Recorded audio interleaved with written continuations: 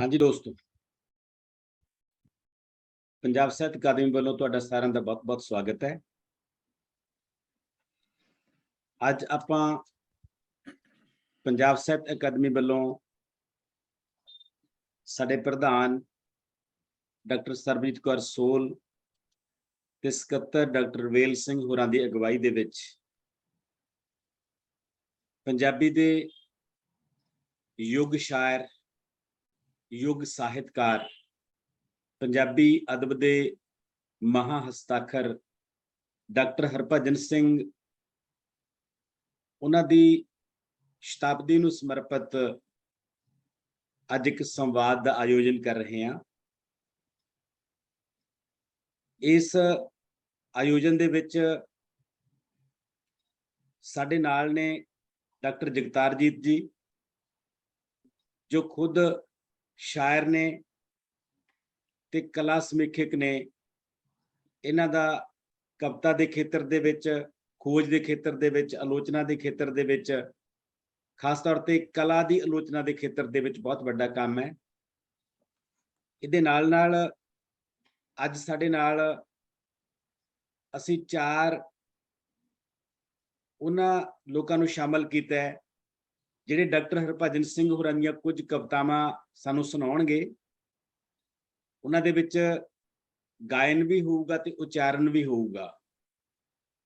ते उन्हां 4 शख्सियतां दे रूप दे विच अज साडे नाल ने कैनेडा तो मैडम रिंटू भाटिया, जिहड़े खुद बहुत अच्छी कविता लिखते हैं, पर आवाज़ तां इन्हां दी बाकमाल है। बहुत अच्छा गाउंदे ने, खास तौर ते साहित्यक कलमां नूं गाउण दे विच इन्हां नूं एक खास किस्म दा सकून मिलदा है ते इह अपना फर्ज भी अदा कर रहे ने ते अपने सकून दी संतुष्टि लई भी गा रहे ने। इहदे नाल नाल पंजाब दे विचों असीं जिन्हां नूं शामिल कीता है अज दे उच्चारण दे विच, उहदे विच एक लड़की है जसप्रीत कौर, जिहड़ी पहलां भी साडे प्रोग्रामां दे विच अक्सर शामिल हुंदी है ते जिहने कविता उच्चारण के मामले च कई यूनिवर्सिटियां दे विचों मैडल हासिल कीते ने। बहुत अच्छी ओरेटर है, सो असीं जसप्रीत का भी स्वागत करते हैं। इहदे नाल नाल 2 टीचर होर ने पंजाब दे विचों जिहड़े अज असीं शामिल कीते ने, जिहड़े कविता उच्चारण करनगे। उन्हां दे विच मैडम विपिनदीप कौर ने, जिहड़े लुधियाना जिले दे विच प्राइमरी अध्यापक ने। कविता बोलना इन्हां दा भी शौक है ते ये लगातार बहुत सारे कवियां दीआं कवितावां नूं अपनी आवाज़ दे विच बोल के फेसबुक दे उत्ते ते यूट्यूब ते पाउंदे रहिंदे ने। इन्हां दी आवाज़ बहुत विलक्षण है ते बहुत खूबसूरत है। इसे तरह एक होर अध्यापक ने साडे नाल मैडम शरणजीत कौर, उन्हां दा भी कविता बोलना शौक है। उन्हां ने भी कविता के कई मुकाबलियां दे विच हुण भी बतौर अध्यापक भी उन्हां ने कविता के कई मुकाबलियां च हिस्सा लिया ते बहुत सारियां पोजीशनां प्राप्त कीतियां। ਇਹਦੇ ਨਾਲ ਸਾਡੇ ਨਾਲ ਹੋਰ बहुत सारियां शख्सियतां ने। कैनेडा तो प्यारा सिंह कुडोवाल जी साडे नाल ने, गुरदेव सिंह देव अंबाला तो साडे नाल ने, इसे तरह ही डॉक्टर गगनदीप सिंह होरी साडे नाल ने, होर बहुत सारे साथी मैडम हरप्रीत कौर साडे नाल ने, इसे तरह ही जीपीएस मुस्तफापुर तो अध्यापक साडे नाल ने, प्रेम सिंह होरी साडे नाल जुड़े हुए ने ते लगातार होर साथी भी जुड़ रहे ने। मैडम रमिंदर वालिया जिहड़े अंतरराष्ट्रीय साहित्यक सांझा ग्रुप के नां हेठ साडी अकादमी नाल जुड़ के बहुत सारे प्रोग्राम कर रहे ने ते कैनेडा दे विच इस वेले पंजाबी साहित्य की प्रमोशन लई, पंजाबी भाषा की प्रमोशन लई बहुत अच्छा काम कर रहे ने। सो असीं इन्हां सारे साथियों का बहुत बहुत स्वागत करते हैं। इस तो पहला कि असीं गल्लां नूं अगे तोरीए, मैं स्वागत करने लई सद्दा देऊंगा साडे प्रधान डॉक्टर सरबजीत कौर सोल होरां नूं। ते अज उन्हां दा आउणा 2 रूपां दे विच है। ਉਹ जिथे प्रधान की हैसियत दे विच साडे नाल शामिल होणगे, उत्थे इन्हां दी PhD का काम भी डॉक्टर हरभजन सिंह होरां ते है। सो ये साडे लई माण वाली गल है। मैं उन्हां नूं बेनती करूंगा कि डॉक्टर हरभजन सिंह होरां दे हवाले नाल भी गल करनगे, स्वागत ते नाल ही साडे आए हुए मेहमानां दा स्वागत भी करनगे। सो उस तो बाद आपां प्रोग्राम नूं अगे तोरांगे। आओ सब तो पहलां डॉक्टर सरबजीत कौर सोल होरां दे स्वागत दे नाल अज दी गलबात दा आगाज़ करिए। Madam soul.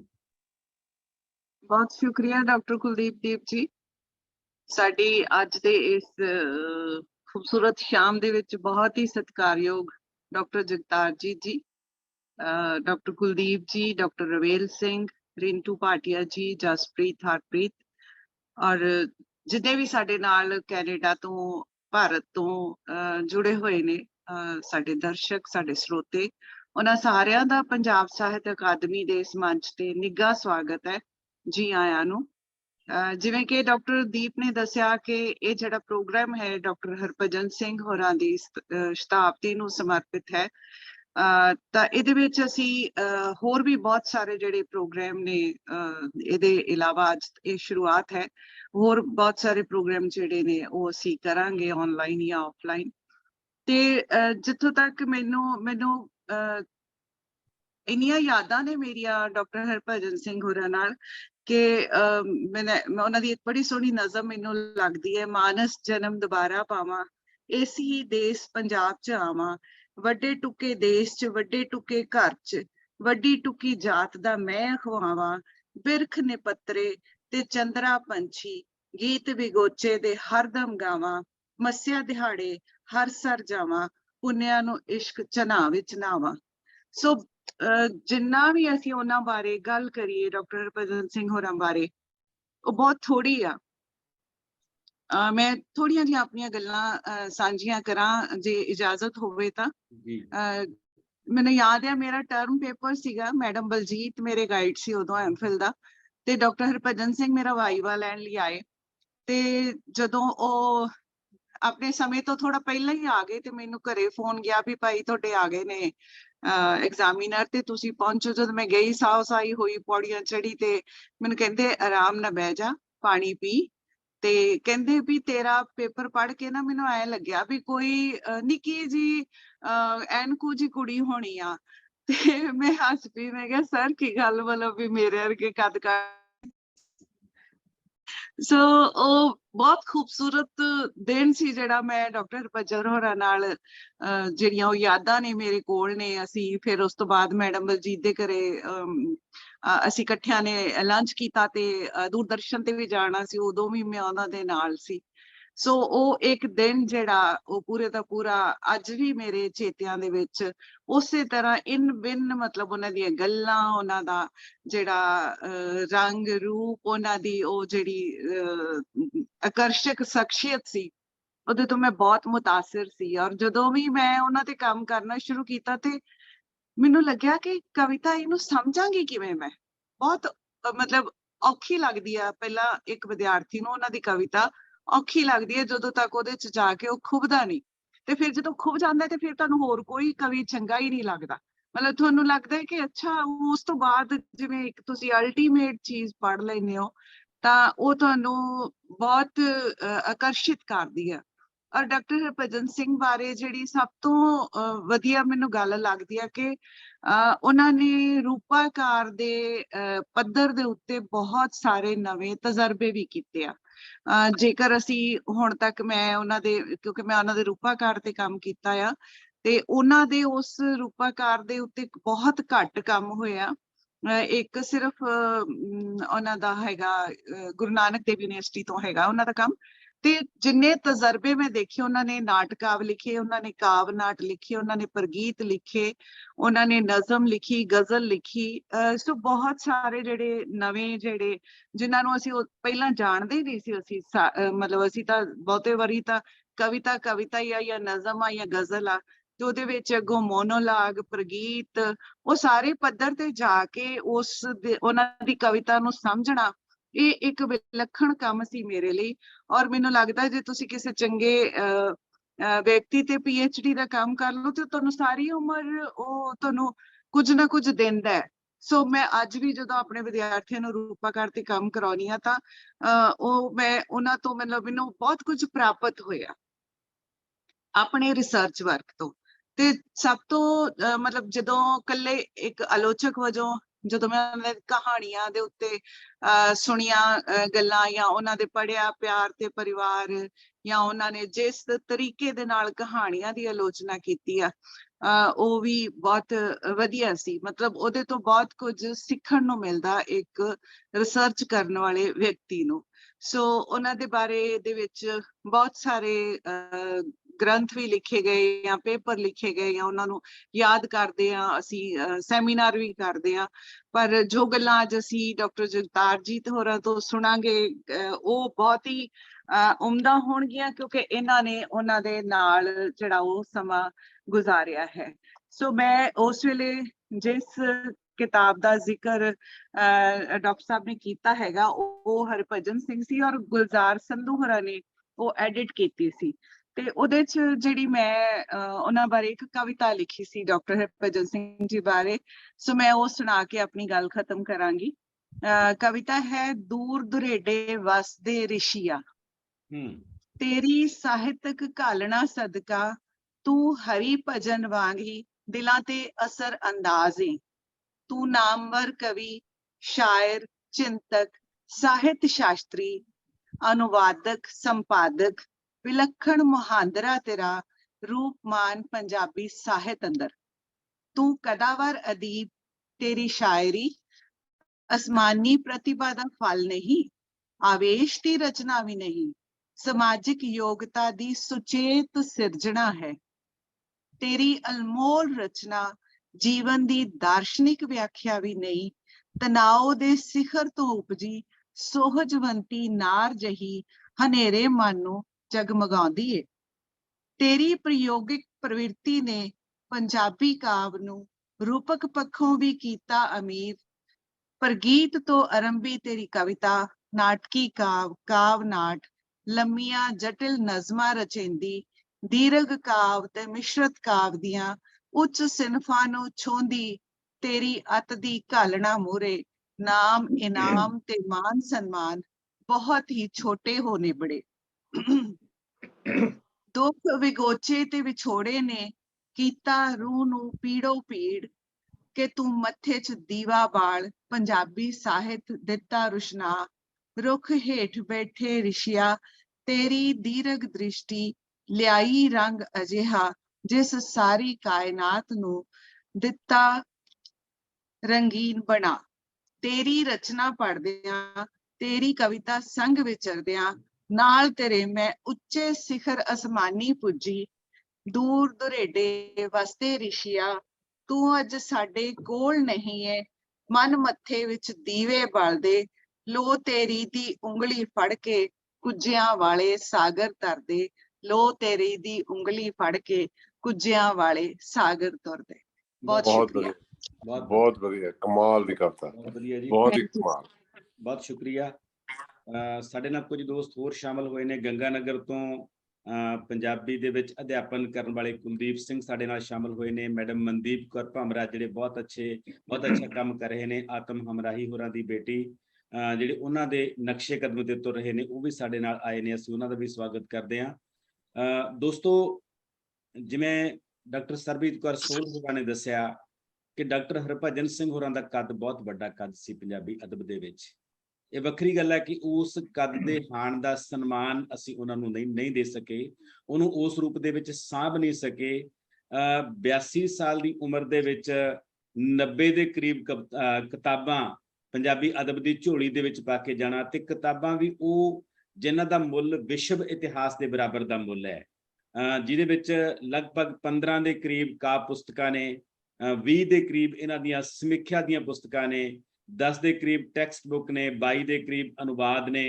ਇਸੇ ਤਰ੍ਹਾਂ ਹੀ ਬਾਲ ਸਾਹਿਤ ਹੈ, ਵਾਰਤਕ ਹੈ, ਬਹੁਤ ਸਾਰੇ ਫੀਚਰ ਨੇ, ਬਹੁਤ ਸਾਰੀਆਂ ਸੰਪਾਦਕ ਕਿਤਾਬਾਂ ਨੇ। ਤੇ ਵੱਡੀ ਗੱਲ ਇਹ ਹੈ ਕਿ ਇਕੱਲੇ ਪੰਜਾਬੀ ਦੇ ਵਿੱਚ ਨਹੀਂ, ਹਿੰਦੀ ਦੇ ਵੀ ਓਡੇ ਵੱਡੇ ਵਿਦਵਾਨ ਨੇ ਡਾਕਟਰ ਹਰਭਜਨ ਸਿੰਘ ਹੋਰੀ। ਇਸੇ ਕਰਕੇ ਇਹਨਾਂ ਨੂੰ ਕਬੀਰ ਅਵਾਰਡ ਤੇ ਸਰਸਵਤੀ ਅਵਾਰਡ ਵਰਗੇ ਅਵਾਰਡ ਮਿਲੇ।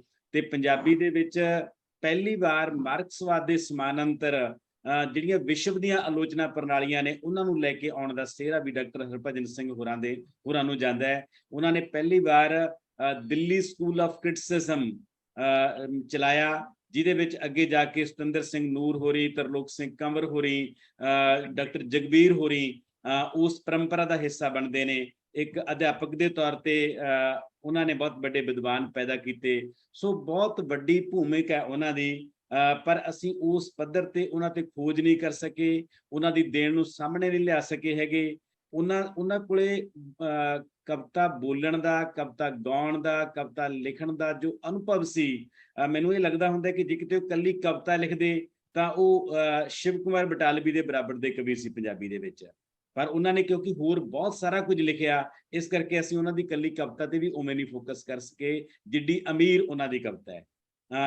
ਐਡੇ ਵੱਡੇ ਬੰਦੇ ਲਈ, ਐਡੇ ਵੱਡੇ ਬੰਦੇ ਦੀ ਪਰਸਨੈਲਿਟੀ ਤੇ ਗੱਲ ਕਰਨ ਲਈ ਵੀ ਸਾਨੂੰ ਬਹੁਤ ਵੱਡੇ ਬੰਦੇ ਚਾਹੀਦੇ ਨੇ। ਤੇ ਅੱਜ ਸਾਡੇ ਨਾਲ ਜਗਤਾਰਜੀਤ ਹੋਰੀ ਨੇ, ਜਿਹੜੇ ਜਿਵੇਂ ਮੈਂ ਪਹਿਲਾਂ ਦੱਸਿਆ ਇਹਨਾਂ ਬਾਰੇ, ਇਹਨਾਂ ਨੇ ਬਹੁਤ ਲੰਮਾ ਸਮਾਂ ਉਹਨਾਂ ਦੇ ਨਾਲ ਜ਼ਿੰਦਗੀ ਜਿਉਈ ਹੈ। ਕਿਸੇ ਬੰਦੇ ਨੂੰ ਸਾਲਾਂ ਬੱਧੀ ਨੇੜੇ ਹੋ ਕੇ ਦੇਖਣਾ, ਮਾਨਣਾ, ਉਹਦੇ ਸੰਕਟ, ਉਹਨਾਂ ਦੀਆਂ ਚੁਣੌਤੀਆਂ ਨੂੰ ਮਹਿਸੂਸ ਕਰਨਾ, ਫਿਰ ਉਹਨਾਂ ਤੇ ਅਲਵਿਦਾ ਤੋਂ ਬਾਅਦ ਇੱਕ ਬਹੁਤ ਖੂਬਸੂਰਤ ਕਿਤਾਬ ਜਿਹੜੀ ਉਹਨਾਂ ਦੀ, ਉਹ ਕਵਿਤਾਵਾਂ ਜਿਹੜੀਆਂ ਪਹਿਲਾਂ ਸਾਹਮਣੇ ਨਹੀਂ ਆਈਆਂ, ਉਹਨਾਂ ਨੂੰ ਐਡਿਟ ਕਰਨਾ, ਇਹ ਜਗਤਾਰਜੀਤ ਹੋਰਾਂ ਦੇ ਹਿੱਸੇ ਆਇਆ ਹੈ। ਇਹਨਾਂ ਦੀਆਂ ਆਪਣੀਆਂ ਬਹੁਤ ਸਾਰੀਆਂ ਕਿਤਾਬਾਂ ਨੇ, ਜੇ ਮੈਂ ਉਹਨਾਂ ਦੇ ਨਾਂ ਪੜ੍ਹਾਂ ਤਾਂ ਸਮਾਂ ਬਹੁਤ ਲੱਗ ਜਾਊਗਾ। ਸੋ ਜਗਤਾਰਜੀਤ ਹੋਰੀ, ਡਾਕਟਰ ਹਰਭਜਨ ਸਿੰਘ ਹੋਰਾਂ ਬਾਰੇ ਗੱਲ ਕਰਨਗੇ, ਪਰ ਗੱਲਬਾਤ ਦਾ ਆਗਾਜ਼ ਅਸੀਂ ਉਹਨਾਂ ਦੀ ਕਵਿਤਾ ਤੋਂ ਕਰਾਂਗੇ। ਉਹਨਾਂ ਦੀ ਕਵਿਤਾ ਗਾਇਨ ਰੂਪ ਦੇ ਵਿੱਚ ਮੈਡਮ ਰਿੰਟੂ ਭਾਟੀਆ ਸਾਡੇ ਨਾਲ ਨੇ। ਅਸੀਂ ਉਹਨਾਂ ਨੂੰ ਬੇਨਤੀ ਕਰਾਂਗੇ ਕਿ ਉਹ ਇੱਕ ਕਵਿਤਾ ਦਾ ਗਾਇਨ ਕਰਨਗੇ, ਤੇ ਉਸ ਤੋਂ ਬਾਅਦ ਅਸੀਂ ਜਗਤਾਰਜੀਤ ਹੋਰਾਂ ਤੋਂ ਉਹਨਾਂ ਬਾਰੇ ਗੱਲਾਂ ਬਾਤਾਂ ਸੁਣਾਂਗੇ, ਤੇ ਫਿਰ ਵਿੱਚ ਕਵਿਤਾਵਾਂ ਦਾ ਦੌਰ ਚੱਲਦਾ ਰਹੂਗਾ। ਮੈਡਮ ਰਿੰਟੂ ਭਾਟੀਆ ਜੀ। ਬਹੁਤ ਸ਼ੁਕਰੀਆ ਡਾਕਟਰ ਕੁਲਦੀਪ ਸਿੰਘ ਜੀ। ਸਭ ਤੋਂ ਪਹਿਲਾਂ ਤੇ ਬਹੁਤ ਪਿਆਰ ਭਰੀ ਸਤਿ ਸ਼੍ਰੀ ਅਕਾਲ ਜੀ ਕੈਨੇਡਾ ਤੋਂ। ਤੇ ਮੈਂ ਪੰਜਾਬ ਸਾਹਿਤ ਅਕੈਡਮੀ ਦਾ ਜਿਹੜਾ ਉਹਨਾਂ ਨੇ ਡਾਕਟਰ ਹਰਭਜਨ ਸਿੰਘ ਵਾਸਤੇ ਸ਼ਤਾਬਦੀ ਸਮਾਰੋਹ ਦਾ ਜਿਹੜਾ ਐਡਾ ਵੱਡਾ ਉਪਰਾਲਾ ਕੀਤਾ, ਜਦੋਂ ਮੈਨੂੰ ਡਾਕਟਰ ਕੁਲਦੀਪ ਜੀ ਨੇ ਕਿਹਾ, ਕੁਝ ਕਹਿੰਦੇ ਤੁਸੀਂ ਕੁਝ ਗਾਓਗੇ, ਤੇ ਮੈਂ ਬੜੀ ਆਪਣੇ ਆਪ ਨੂੰ ਮਤਲਬ ਮੈਂ ਖੁਸ਼ਕਿਸਮਤ ਸਮਝਦੀ ਹਾਂ। ਮੈਂ ਧੰਨਵਾਦ ਕਰਦੀ ਹਾਂ ਬਹੁਤ ਪੰਜਾਬ ਸਾਹਿਤ ਅਕੈਡਮੀ ਦਾ ਕਿ ਮੈਨੂੰ ਉਹਨਾਂ ਨੇ ਇਸ ਲਾਇਕ ਸਮਝਿਆ ਕਿ ਮੈਂ ਕੁਝ ਪੜ੍ਹ ਸਕਾਂ ਉਹਨਾਂ ਦੇ ਬਾਰੇ ਦੇ ਵਿੱਚ। ਤੇ ਮੈਂ ਰਮਿੰਦਰ ਵਾਲੀਆ ਦੀ ਦਾ ਵੀ ਬਹੁਤ ਧੰਨਵਾਦ, ਕਿਉਂਕਿ ਅਸੀਂ ਸਾਰੇ ਜਿਹੜੇ ਆ, ਅਸੀਂ ਉਹਨਾਂ ਦੇ ਕਰਕੇ ਜਿਹੜੇ ਅਸੀਂ ਸਾਰੇ ਇਕੱਠੇ ਹੋਏ ਆ, ਇੱਕ ਖਿੜਕੀਆਂ ਦੇ ਰਾਹੀਂ ਜਿਹੜਾ ਅਸੀਂ ਜ਼ੂਮ ਦੇ ਵਿੱਚ ਅਸੀਂ ਮਿਲ ਲਿਆ ਆਪਸ ਦੇ ਵਿੱਚ। ਸਾਨੂੰ ਲੱਗਦਾ ਕਿ ਅਸੀਂ ਬਹੁਤ ਨੇੜੇ ਆ ਆਪਸ ਦੇ ਵਿੱਚ। ਤੇ ਮੈਂ ਹੁਣ ਜ਼ਿਆਦਾ ਟਾਈਮ ਨਹੀਂ ਲੈਂਦੀ, ਤੁਹਾਡੀ ਇਜਾਜ਼ਤ ਨਾਲ ਡਾਕਟਰ ਜਗਤਾਰਜੀਤ ਜੀ, ਸਰਬਜੀਤ ਜੀ, ਡਾਕਟਰ ਰਵੇਲ, ਕੁਲਦੀਪ ਜੀ, ਮੈਂ ਸ਼ੁਰੂਆਤ ਕਰਦੀ ਹਾਂ ਜੀ ਇੱਕ ਉਹਨਾਂ ਦੀ ਕਵਿਤਾ ਦੇ ਨਾਲ। ਵੇ ਮੈਂ ਪਰੀ ਸੁਗੰਧੀਆਂ ਪਾਉਣ, ਵੇ ਮੈਂ ਪਰੀ ਸੁਗੰਧੀਆਂ ਪਾਉਣ, ਸੱਜਣ ਤੇਰੇ ਬੂਹੇ, ਵੇ ਮੈਂ ਪਰੀ ਸੁਗੰਧੀਆਂ ਪਾਉਣ, ਸੱਜਣ ਤੇਰੇ ਬੂਹੇ, ਵੇ ਤੂੰ ਇੱਕ ਵਾਰੀ ਤੱਕ ਲੈ ਕੌਣ, ਸੱਜਣ ਤੇਰੇ ਬੂਹੇ, ਵੇ ਤੂੰ ਇੱਕ ਵਾਰੀ ਤੱਕ ਲੈ ਕੌਣ, ਸੱਜਣ ਤੇਰੇ ਬੂਹੇ। ਮੇਰੀ ਕਚੜੀ ਪਹਿਲ ਵਰੇਸ ਸੰਗ ਤੇਰਾ ਚਾਹੇ, ਮੇਰੀ ਕਚੜੀ ਪਹਿਲ ਵਰੇਸ ਸੰਗ ਤੇਰਾ ਚਾਹੇ, ਮੇਰੇ ਸੁਚੜੇ ਸੁਚੜੇ ਅੰਗ ਕੇਸ ਅਨਵਾਹੇ, ਇੱਕ ਤੁਖੇ ਪਹਿਲੜੀ ਰੀਜ, ਇੱਕ ਤੁਖੇ ਪਹਿਲੜੀ ਰੀਜ, ਵੇਸ ਮੇਰੇ ਸੁਹੇ, ਵੇ ਮੈਂ ਪਰੀ ਸੁਗੰਧੀਆਂ ਪਾਉਣ, ਸਜਨ ਤੇਰੇ ਬੂਹੇ।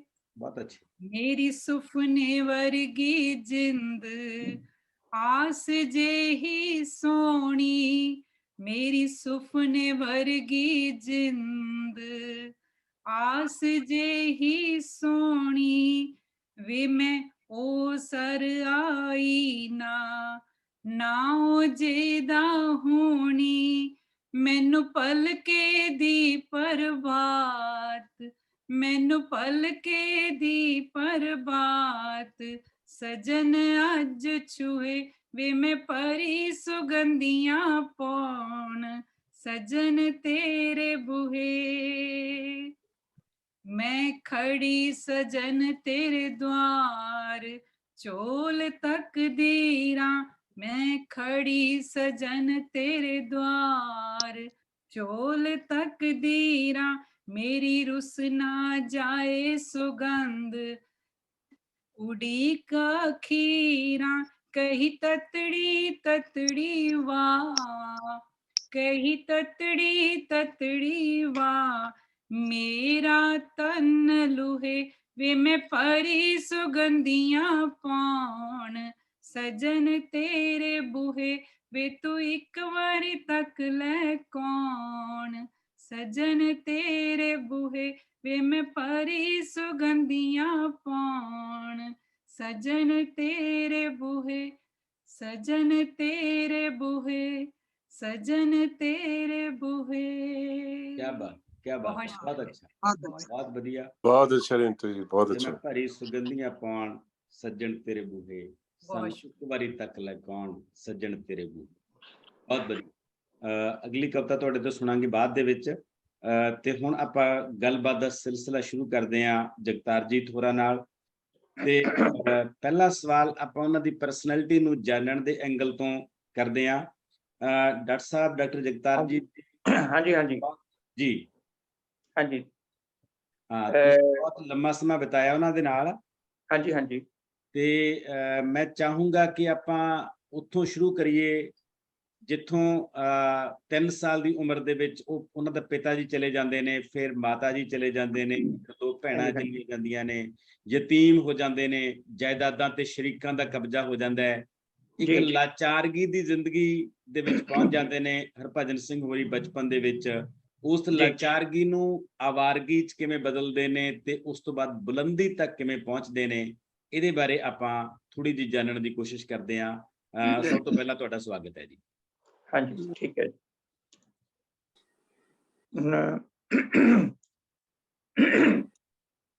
ਇਹ ਜਿੱਦਾਂ ਸਭ ਨੂੰ ਪਤਾ ਹੀ ਹੋਏਗਾ ਕਿ ਉਹ ਸਾਰੇ ਪਹਿਲੇ ਆਪਣੇ ਪਿਤਾ ਜੀ ਦੇ ਨਾਲ ਅਸਾਮ ਰਹਿੰਦੇ ਸੀ ਤੇ ਇਹਨਾਂ ਦਾ ਜਨਮ ਜਿਹੜਾ ਹੈ ਉੱਥੇ ਦਾ ਹੀ ਹੈ, ਲਾਮਡਿੰਗ ਜ਼ਿਲ੍ਹੇ ਦਾ। ਤੇ ਉੱਥੋਂ ਫਿਰ ਜਦੋਂ ਜਲਦੀ ਇਹਨਾਂ ਦੇ ਜਨਮ ਤੋਂ ਬਾਅਦ ਉਹਨਾਂ ਦੇ ਪਿਤਾ ਜੀ ਦੀ ਮੌਤ ਹੋ ਜਾਂਦੀ ਹੈ ਤੇ ਇਹਨਾਂ ਨੂੰ ਫਿਰ ਸਾਰਾ ਕੁਝ ਛੱਡ ਕੇ ਵਾਪਿਸ ਆਉਣਾ ਪੈਂਦਾ ਆਪਣੇ ਪੰਜਾਬ। ਤੇ ਹੌਲੀ ਹੌਲੀ ਫਿਰ ਇਹਨਾਂ ਦੇ ਘਰ ਦੇ ਵਿੱਚ ਜਿਹੜੀ ਉਥਲ ਪੁਥਲ ਹੁੰਦੀ ਆ ਉਹਦੇ ਵਿੱਚ ਹੀ ਇਹ ਵੱਡੇ ਹੁੰਦੇ ਆ। ਤੇ ਵੱਡੇ ਹੋਣ ਉਪਰੰਤ ਜਿਹੜੀ ਉਹਨਾਂ ਦੀ ਸਿੱਖਿਆ ਵੀ ਡਾਵਾਂਡੋਲ ਜੀ ਚੱਲਦੀ ਰਹਿੰਦੀ ਹੈ, ਪਰ ਆਪਣੇ ਇੱਕ ਅੰਦਰ ਵਿਸ਼ਵਾਸ ਜਿਸ ਤਰ੍ਹਾਂ ਹੁੰਦਾ ਆ ਉਸ ਵਿਸ਼ਵਾਸ ਨੂੰ ਇਹਨਾਂ ਨੇ ਕਾਇਮ ਕੀਤਾ ਤੇ ਉਸ ਵਿਸ਼ਵਾਸ ਦੇ ਨਾਲ ਤੁਰਦਿਆਂ ਤੁਰਦਿਆਂ ਹੀ ਉਹਨਾਂ ਨੇ ਆਪਣੇ ਆਪ ਨੂੰ ਬਣਾਇਆ। ਤੇ ਮੇਰੇ ਕਹਿਣ ਦਾ ਮਤਲਬ ਇਹ ਹੈ ਕਿ ਇਸ ਵਿੱਚ ਉਹਨਾਂ ਦੀ ਆਪਣੀ ਜਿਹੜੀ ਹਿੰਮਤ ਆ, ਆਪਣੇ ਪ੍ਰਤੀ ਜਿਹੜੀ ਉਹਨਾਂ ਦੀ ਲਗਨ ਹੈ, ਆਪਣੇ ਰਾਹ ਪ੍ਰਤੀ ਜਿਹੜੀ ਉਹਨਾਂ ਦੀ ਪਕੜ ਸੀਗੀ, ਉਸੀ ਨੇ ਹੀ ਉਹਨਾਂ ਨੂੰ ਵੱਡਾ ਬਣਾਇਆ ਜਾਂ ਵੱਡਾ ਕੀਤਾ ਜੀ। ਕਿਸੇ ਹੋਰ ਸ਼ਖਸ ਦੇ ਬਾਰੇ ਉਹ ਕਦੀ ਉਹਨਾਂ ਨੇ ਜ਼ਿਕਰ ਨਹੀਂ ਕੀਤਾ ਕਿ ਉਹਨਾਂ ਨੇ ਉਹਨੂੰ ਪ੍ਰਭਾਵਿਤ ਕੀਤਾ ਹੋਵੇ ਜਾਂ ਉਹਦੀ ਮਦਦ ਦੇ ਨਾਲ ਉਹ ਆਪਣੇ ਜੀਵਨ ਦੇ ਵਿੱਚ ਉਹਨਾਂ ਨੇ ਕੋਈ ਖਾਸ ਪ੍ਰਾਪਤੀ ਕੀਤੀ ਹੋਵੇ। ਜੀ ਹਾਂ, ਵੇਲੇ ਵੇਲੇ ਸਿਰ ਉਹਨਾਂ ਨੂੰ ਉਹਨਾਂ ਦੇ ਜਿਹੜੇ ਜਾਣਕਾਰ ਸੀ ਜਾਂ ਜਿਹੜੇ ਵਿਦਵਾਨ ਸੀ, ਜਿਹੜੇ ਉਹਨਾਂ ਦੀ ਵਿਦਵਤਾ ਨੂੰ ਪਛਾਣਦੇ ਸੀਗੇ, ਉਹਨਾਂ ਨੇ ਉਹਨਾਂ ਦੇ ਰਾਹ ਆਸਾਨ ਕੀਤੇ ਜਾਂ ਉਹਨਾਂ ਦੇ ਰਾਹਾਂ ਨੂੰ ਬਦਲਿਆ ਵੀ ਉਹਨਾਂ ਨੇ। ਤੇ ਜਿਸ ਤਰ੍ਹਾਂ ਇੱਕ ਉਦਾਹਰਨ ਤਾਂ ਇਹੀ ਹੈ ਕਿ ਉਹ ਸਭ ਤੋਂ ਪਹਿਲੇ ਪਟਿਆਲੇ ਉਹ ਲੱਗਣਾ ਸੀ ਉਹਨਾਂ ਨੇ, ਪਰ ਪਟਿਆਲੇ ਉਹਨਾਂ ਨੂੰ ਸਭ ਕੁਝ ਹੋਣ ਦੇ ਬਾਵਜੂਦ ਵੀ ਜਦੋਂ ਉਹਨਾਂ ਨੂੰ ਅਪਾਇੰਟਮੈਂਟ ਲੈਟਰ ਦੇਣਾ ਸੀ ਤਾਂ ਉਹ ਨਹੀਂ ਦਿੱਤਾ ਗਿਆ। ਫਿਰ ਉਹ ਇਸ ਦਾ ਬਦਲ ਇਹ ਹੋਇਆ ਕਿ ਉਹਨਾਂ ਨੂੰ ਦਿੱਲੀ ਯੂਨੀਵਰਸਿਟੀ ਦੇ ਵਿੱਚ ਮੁਖੀ ਦੇ ਤੌਰ ਦੇ ਉੱਤੇ ਨਿਯੁਕਤ ਕੀਤਾ ਗਿਆ। ਜੇ ਉਹ ਪਟਿਆਲੇ ਹੁੰਦੇ ਤਾਂ ਕੀ ਪਤਾ ਕਿਸ ਤਰ੍ਹਾਂ ਦਾ ਦ੍ਰਿਸ਼ ਹੁੰਦਾ। ਦਿੱਲੀ ਵਾਲਾ ਦ੍ਰਿਸ਼ ਤਾਂ ਸਾਰਿਆਂ ਦੇ ਸਾਹਮਣੇ ਆ ਜੀ। ਜੋ ਉਹਨਾਂ ਨੇ ਦਿੱਲੀ ਕੀਤਾ ਉਹ ਇੱਕ ਅਦਭੁਤ ਪ੍ਰਾਪਤੀ ਹੈ ਜਿਸ ਨੂੰ ਨਾ ਪਹਿਲਾਂ ਇਹੋ ਜਿਹਾ ਸ਼ਖਸ ਪ੍ਰਾਪਤ ਹੋਇਆ ਸੀ ਤੇ ਨਾ ਹੀ ਉਸ ਤੋਂ ਬਾਅਦ ਜਿਹੜਾ ਉਹ ਕੋਈ ਸ਼ਖਸ ਹੋਇਆ। ਤੇ ਅੱਗੋਂ ਭਵਿੱਖ ਵਿੱਚ ਤਾਂ ਮੈਨੂੰ ਲੱਗਦਾ ਹੈ ਕਿ ਜਿਸ ਤਰ੍ਹਾਂ ਦੇ ਵਿਦਵਾਨ ਵਿਚਰ ਰਹੇ ਨੇ ਉਹ ਕੁਝ ਵੀ ਨਹੀਂ ਉਹਨਾਂ ਦੇ ਸਾਹਮਣੇ, ਜਾਂ ਨਾ ਉਹ ਇਸ ਤਰ੍ਹਾਂ ਦੀਆਂ ਉਚਾਈਆਂ ਜਾਂ ਬੁਲੰਦੀਆਂ ਕਦੀ ਵੀ ਪ੍ਰਾਪਤ ਨਹੀਂ ਹੋ ਸਕਦੀਆਂ। ਜੀ ਜੀ ਇਹ ਮੇਰੀ ਆਪਣੀ ਪਰਸਨਲ ਨਿੱਜੀ ਰਾਏ ਹੈਗੀ। ਜੀ। ਤੁਸੀਂ ਉਹਨਾਂ ਦੇ ਬਚਪਨ ਬਾਰੇ, ਜੋ ਸੰਘਰਸ਼ ਉਹਨਾਂ ਨੇ ਕੀਤਾ, ਜੋ ਦੌਰ ਦੇਖਿਆ, ਉਹਦੇ ਬਾਰੇ ਗੱਲਬਾਤ ਕੀਤੀ, ਤੇ ਇੱਕ ਬਹੁਤ ਕਮਾਲ ਦੀ ਗੱਲ ਨੂੰ ਜਿਹੜੀ ਟੱਚ ਕੀਤਾ ਤੁਸੀਂ ਕਿ ਪੰਜਾਬੀ ਯੂਨੀਵਰਸਿਟੀ ਦੇ ਵਿੱਚ ਉਹਨਾਂ ਨੂੰ ਸਾਰਾ ਕੁਝ ਹੁੰਦੇ ਹੋਏ ਜੁਆਇਨਿੰਗ ਦੇਣ ਤੋਂ ਇਨਕਾਰ ਕਰਤਾ, ਪਰ ਵਕਤ ਆਪਣੇ ਆਪ ਨੂੰ ਫੇਰ ਸਾਹਮਣੇ ਲੈ ਕੇ ਖੜਾ ਕਰ ਦਿੰਦਾ ਹੈ। ਜਿਹੜੀ ਯੂਨੀਵਰਸਿਟੀ ਨੇ ਉਹਨਾਂ ਨੂੰ ਅਪਾਇੰਟਮੈਂਟ ਦੇਣ ਤੋਂ ਇਨਕਾਰ ਕੀਤਾ, ਉਸੇ ਯੂਨੀਵਰਸਿਟੀ ਨੇ ਬਾਅਦ ਦੇ ਵਿੱਚ ਉਹਨਾਂ ਨੂੰ ਬੁਲਾ ਕੇ ਡੀ.ਲਿਟ ਦੀ ਡਿਗਰੀ ਵੀ ਦਿੱਤੀ।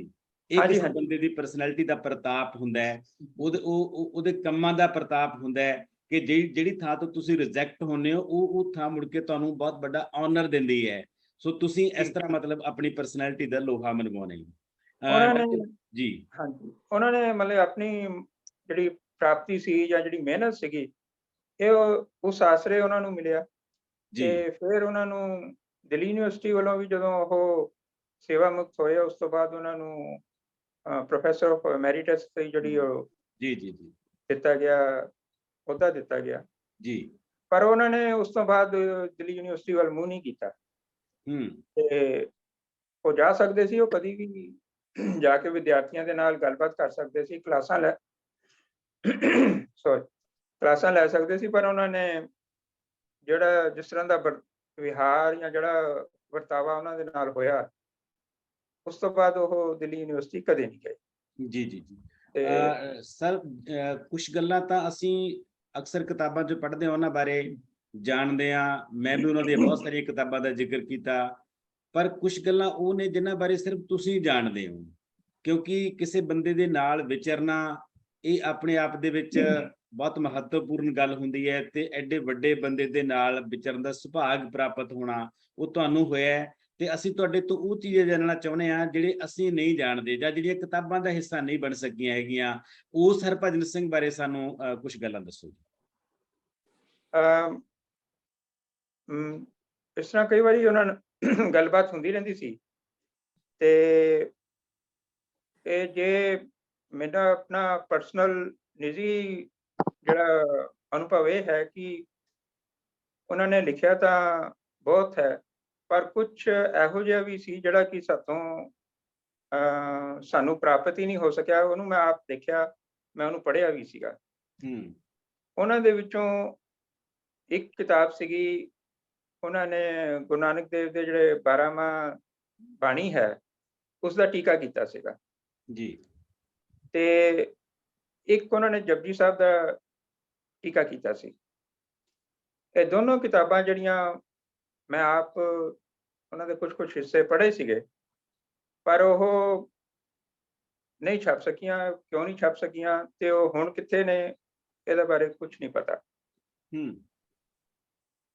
ਹੋਰ ਵੀ ਬਹੁਤ ਕੁਝ ਉਹਨਾਂ ਦਾ ਜਿਹੜਾ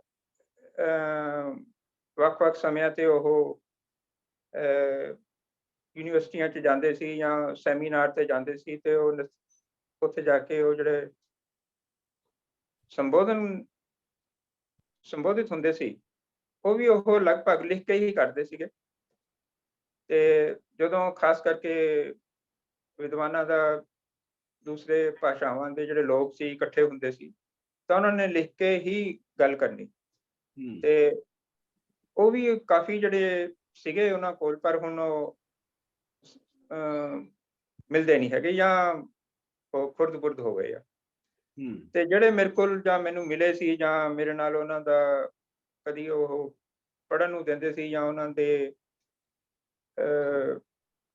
ਸਾਂਝਾ ਕਰ ਲੈਂਦੇ ਸੀ, ਤੇ ਮੈਂ ਉਹਨੂੰ ਫੋਟੋਕਾਪੀ ਕਰ ਲੈਂਦਾ ਹੁੰਦਾ ਸੀ ਜੀ। ਤੇ ਉਹ ਫੋਟੋਕਾਪੀ ਹੀ ਮੈਂ ਆਪਣੀ ਕਿਤਾਬ ਵਾਸਤੇ ਵਰਤੇ ਆ, ਤੇ ਉਹਨਾਂ ਵਿੱਚ ਕਾਫੀ ਜਿਹੜੇ ਆਰਟੀਕਲਸ ਨੇ ਉਹ ਅਣਛਪੇ ਸੀਗੇ, ਪਰ ਕਿਤਾਬ ਦਾ ਹਿੱਸਾ ਹੋਣ ਕਰਕੇ ਉਹ ਹੁਣ ਮੈਨੂੰ ਲੱਗਦਾ ਲੋਕੀ ਜਿਹੜਾ ਵਿਦਵਾਨ ਨੇ ਜਾਂ ਦੂਸਰੇ ਜਿਹੜੇ ਉਹਨਾਂ ਦੇ ਸੁਹਿਰਦ ਪਾਠਕ ਨੇ ਉਹ ਪੜ੍ਹਨਗੇ ਤੇ ਲੰਬੇ ਸਮੇਂ ਤੱਕ ਰਹੇਗਾ ਇਹ ਜੀ।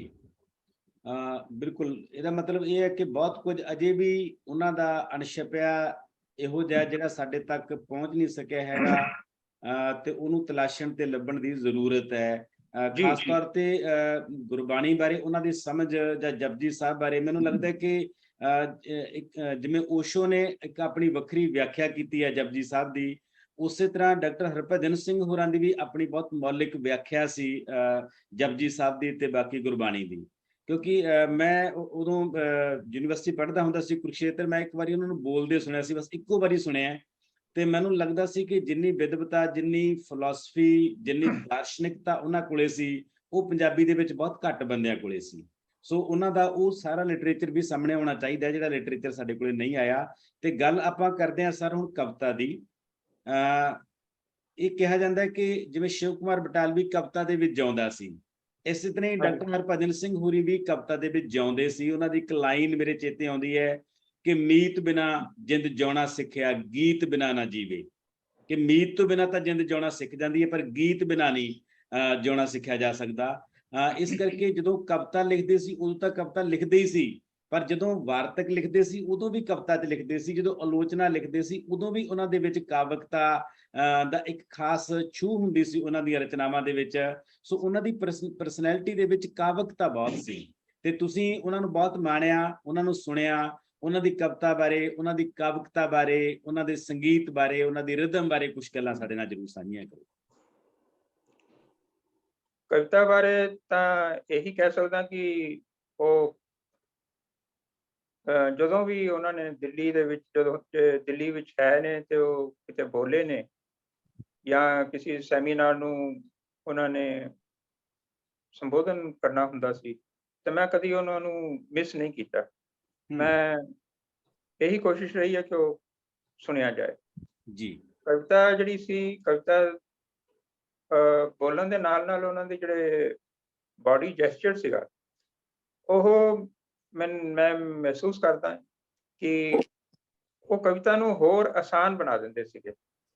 ਤੇ ਉਹਦੇ ਨਾਲ ਲੱਗਦਾ ਸੀ ਕਿ ਕਵਿਤਾ ਜਿਹੜੀ ਹੈ ਤੁਹਾਨੂੰ ਸਮਝ ਆ ਰਹੀ ਹੈ, ਜਾਂ ਕਵਿਤਾ ਜਿਹੜੀ ਆ ਕਿਤਾਬ ਤੋਂ ਜੇ ਤੁਸੀਂ ਪੜ੍ਹਦੇ ਹੋ ਤਾਂ ਸ਼ਾਇਦ ਕਈਆਂ ਨੂੰ ਕਠਿਨ ਲੱਗਦੀ ਆ, ਪਰ ਜਦੋਂ ਉਹਨਾਂ ਨੂੰ ਬੋਲਦੇ ਸੁਣਦੇ ਸੀ ਤਾਂ ਹਰ ਚੀਜ਼, ਕਠਿਨ ਚੀਜ਼ ਵੀ ਜਿਹੜੀ ਸੀ ਉਹ ਬੜੀ ਸਰਲ, ਸਮਝ ਆਉਣ ਵਾਲੀ ਤੇ ਸੰਗੀਤਮਈ ਲੱਗਦੀ ਸੀ ਜੀ।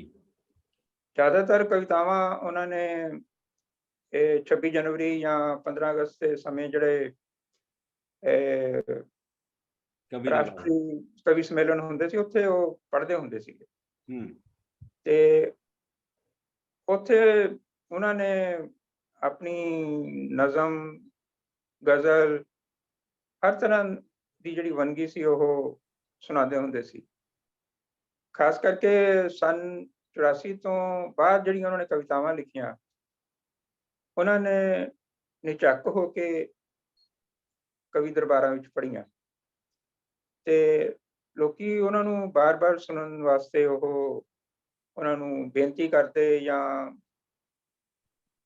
ਕਹਿੰਦੇ ਵੀ ਹੋਰ ਸੁਣਾਓ। ਤੇ ਉਹ ਸਾਡੇ ਕੋਲ ਦੁੱਖ ਦੀ ਗੱਲ ਤਾਂ ਇਹ ਹੈ ਕਿ ਸਾਡੇ ਕੋਲ ਉਹ ਕਿਸੇ ਵੀ ਰੂਪ ਦੇ ਵਿੱਚ ਸਾਡੇ ਕੋਲ ਹੈ ਨਹੀਂ, ਹੁਣ ਪ੍ਰੈਜ਼ੈਂਟ ਨਹੀਂ ਹੈਗੀ, ਨਾ ਹੀ ਉਹ ਕਿਸੇ ਸੋਸ਼ਲ ਪਲੇਟਫਾਰਮ ਤੇ ਆ, ਤੇ ਨਾ ਹੀ ਮੈਨੂੰ ਲੱਗਦਾ ਆਕਾਸ਼ਵਾਣੀ ਜਾਂ ਦੂਰਦਰਸ਼ਨ ਜਿਹੜੇ ਹੈਗੇ ਆ ਉਹਨਾਂ ਕੋਲ ਹੈ। ਉਹ ਸਭ ਕੁਝ ਲਗਭਗ ਖਤਮ ਹੋ ਚੁੱਕਾ ਹੈ। ਪੰਜਾਬੀਆਂ ਬਾਰੇ ਅਕਸਰ ਕਿਹਾ ਜਾਂਦਾ ਕਿ ਪੰਜਾਬੀ ਇਤਿਹਾਸ ਸਿਰਜਦੇ ਬਹੁਤ ਨੇ ਪਰ ਇਤਿਹਾਸ ਸਾਂਭਦੇ ਨਹੀਂ, ਤੇ ਅੱਜ ਦੇ ਦੌਰ ਦੇ ਵਿੱਚ, ਆਧੁਨਿਕ ਦੌਰ ਦੇ ਵਿੱਚ ਵੀ ਇਹ ਅਣਹੋਣੀਆਂ ਸਾਡੇ ਨਾਲ ਇਸੇ ਰੂਪ ਦੇ ਵਿੱਚ ਵਾਪਰ ਰਹੀਆਂ ਨੇ ਕਿ ਡਾਕਟਰ ਹਰਭਜਨ ਸਿੰਘ ਵਰਗਾ ਬੰਦਾ, ਉਹਨਾਂ ਦੀਆਂ ਬਹੁਤ ਸਾਰੀਆਂ ਰਚਨਾਵਾਂ ਵੀ ਸਾਡੇ ਕੋਲੋਂ ਐਂ ਹੀ ਗਵਾਚ ਰਹੀਆਂ ਨੇ, ਜਿਵੇਂ ਅੱਜ ਤੋਂ 200 ਸਾਲ ਪੁਰਾਣੀਆਂ ਚੀਜ਼ਾਂ, ਅੱਜ ਤੋਂ 500 ਸਾਲ ਪੁਰਾਣੀਆਂ ਚੀਜ਼ਾਂ ਸਾਡੇ ਕੋਲੋਂ ਗਵਾਚ ਰਹੀਆਂ ਨੇ। ਕਵਿਤਾ ਦੀ ਗੱਲ ਚੱਲੀ ਹੈ ਤੇ ਆਪਾਂ ਕਵਿਤਾ ਸੁਣਦੇ ਹਾਂ। ਇੱਕ ਜਸਪ੍ਰੀਤ ਕੌਰ ਜੇ ਸਾਡੇ ਨਾਲ ਜੁੜੀ ਹੋਈ ਹੈ, ਸਾਡੀ ਬੱਚੀ, ਤਾਂ ਮੈਂ ਉਹਨੂੰ ਬੇਨਤੀ ਕਰੂੰਗਾ ਕਿ ਉਹ ਸਾਡੇ ਨਾਲ ਡਾਕਟਰ ਹਰਭਜਨ ਸਿੰਘ ਹੋਰਾਂ ਦੀ ਕਵਿਤਾ ਸਾਂਝੀ ਕਰੇ। ਜਸਪ੍ਰੀਤ ਕੌਰ। ਹਾਂਜੀ ਜਸਪ੍ਰੀਤ, ਮੇਰੀ ਆਵਾਜ਼ ਆ ਰਹੀ ਹੈ? आवाज आ रही है, मेरी आवाज आ रही है? तेरी आवाज हाँ जी, आ रही है ना जी आवाज? बोले एक बारी। हाँ जी, मेरी आवाज आ रही है? आ रही है। ठीक है। एक कविता पेश करेंगे। ਧਰਤੀ ਦੇ ਹੇਠਾਂ ਹੂੰ ਧਰਤੀ ਦੇ ਹੇਠਾਂ ਧੌਲ ਹੈ ਧਰਮ ਹੈ ਇੱਕ ਮੇਰੀ ਧੀ ਹੈ ਧਰਤੀ ਦਾ ਬੋਝ ਹੈ ਦੁੱਖ ਹੈ ਬੋਝ ਹੈ ਸਹਿਰੀ ਹੈ ਧੀ ਪਰ ਕਹਿੰਦੀ ਨਾ ਸੀ ਹੈ ਧੌਲ ਵੀ ਥੱਕਿਆ ਥੱਕੇ ਤੇਰੀ ਆਵਾਜ਼ ਦੀ ਪ੍ਰੋਬਲਮ ਹੈ ਜਸਪ੍ਰੀਤ, ਤੈਨੂੰ ਠੀਕ ਕਰ। ਆਪਾਂ ਮੈਡਮ ਵਿਪਨਦੀਪ ਤੋਂ ਕਵਿਤਾ ਸੁਣਦੇ ਆ ਨੇ, ਉਸ ਤੋਂ ਬਾਅਦ ਫਿਰ ਹੋ ਸਕਦਾ ਤੇਰੀ ਕਨੈਕਸ਼ਨ ਤੇਰਾ ਠੀਕ ਹੋ ਜੇ। ਮੈਡਮ ਵਿਪਨਦੀਪ ਕੌਰ, ਆਪਣੇ ਮਾਈਕ ਨੂੰ ਔਨ ਕਰੋ ਪਲੀਜ਼ ਜੀ। ਹਾਂਜੀ ਜੀ, ਸ਼ੁਕਰੀਆ ਸਰ ਜੀ। ਸਭ ਤੋਂ ਪਹਿਲਾਂ ਸਾਰੀਆਂ ਹੀ ਸਤਿਕਾਰਯੋਗ ਸ਼ਖਸੀਅਤਾਂ ਨੂੰ ਮੇਰੇ ਵੱਲੋਂ ਪਿਆਰ ਅਤੇ ਅਦਬ ਭਰੀ ਸਤਿ ਸ਼੍ਰੀ ਅਕਾਲ ਜੀ। ਜੀ ਸੋ ਅੱਜ ਦੇ ਇਸ ਪ੍ਰੋਗਰਾਮ ਵਿੱਚ ਸ਼ਾਮਿਲ ਹੋਣ ਲਈ ਮੈਂ ਆਪ ਜੀ ਦਾ ਬਹੁਤ-ਬਹੁਤ ਧੰਨਵਾਦ ਕਰਦੀ ਹਾਂ ਸਰ। ਤੇ ਜੇ ਇਜਾਜ਼ਤ ਹੋਵੇ ਤਾਂ ਮੈਂ ਡਾਕਟਰ ਹਰਭਜਨ ਸਿੰਘ ਜੀ ਦੀ ਰਚਨਾ ਸੌਂ ਜਾ ਮੇਰੇ ਮਾਲਕਾ ਜੀ ਆਪ ਜੀ ਨਾਲ ਸਾਂਝੀ ਕਰਾਂਗੀ। ਜੀ ਜੀ। ਸੌਂ ਜਾ ਮੇਰੇ ਮਾਲਕਾ ਵੇ ਵਰਤਿਆ ਹਨੇਰ, ਸੌਂ ਜਾ ਮੇਰੇ ਮਾਲਕਾ ਵੇ ਵਰਤਿਆ ਹਨੇਰ, ਵੇ ਕਾਲਖਾਂ ਚ ਤਾਰਿਆਂ ਦੀ ਡੁੱਬ ਗਈ ਸਵੇਰ।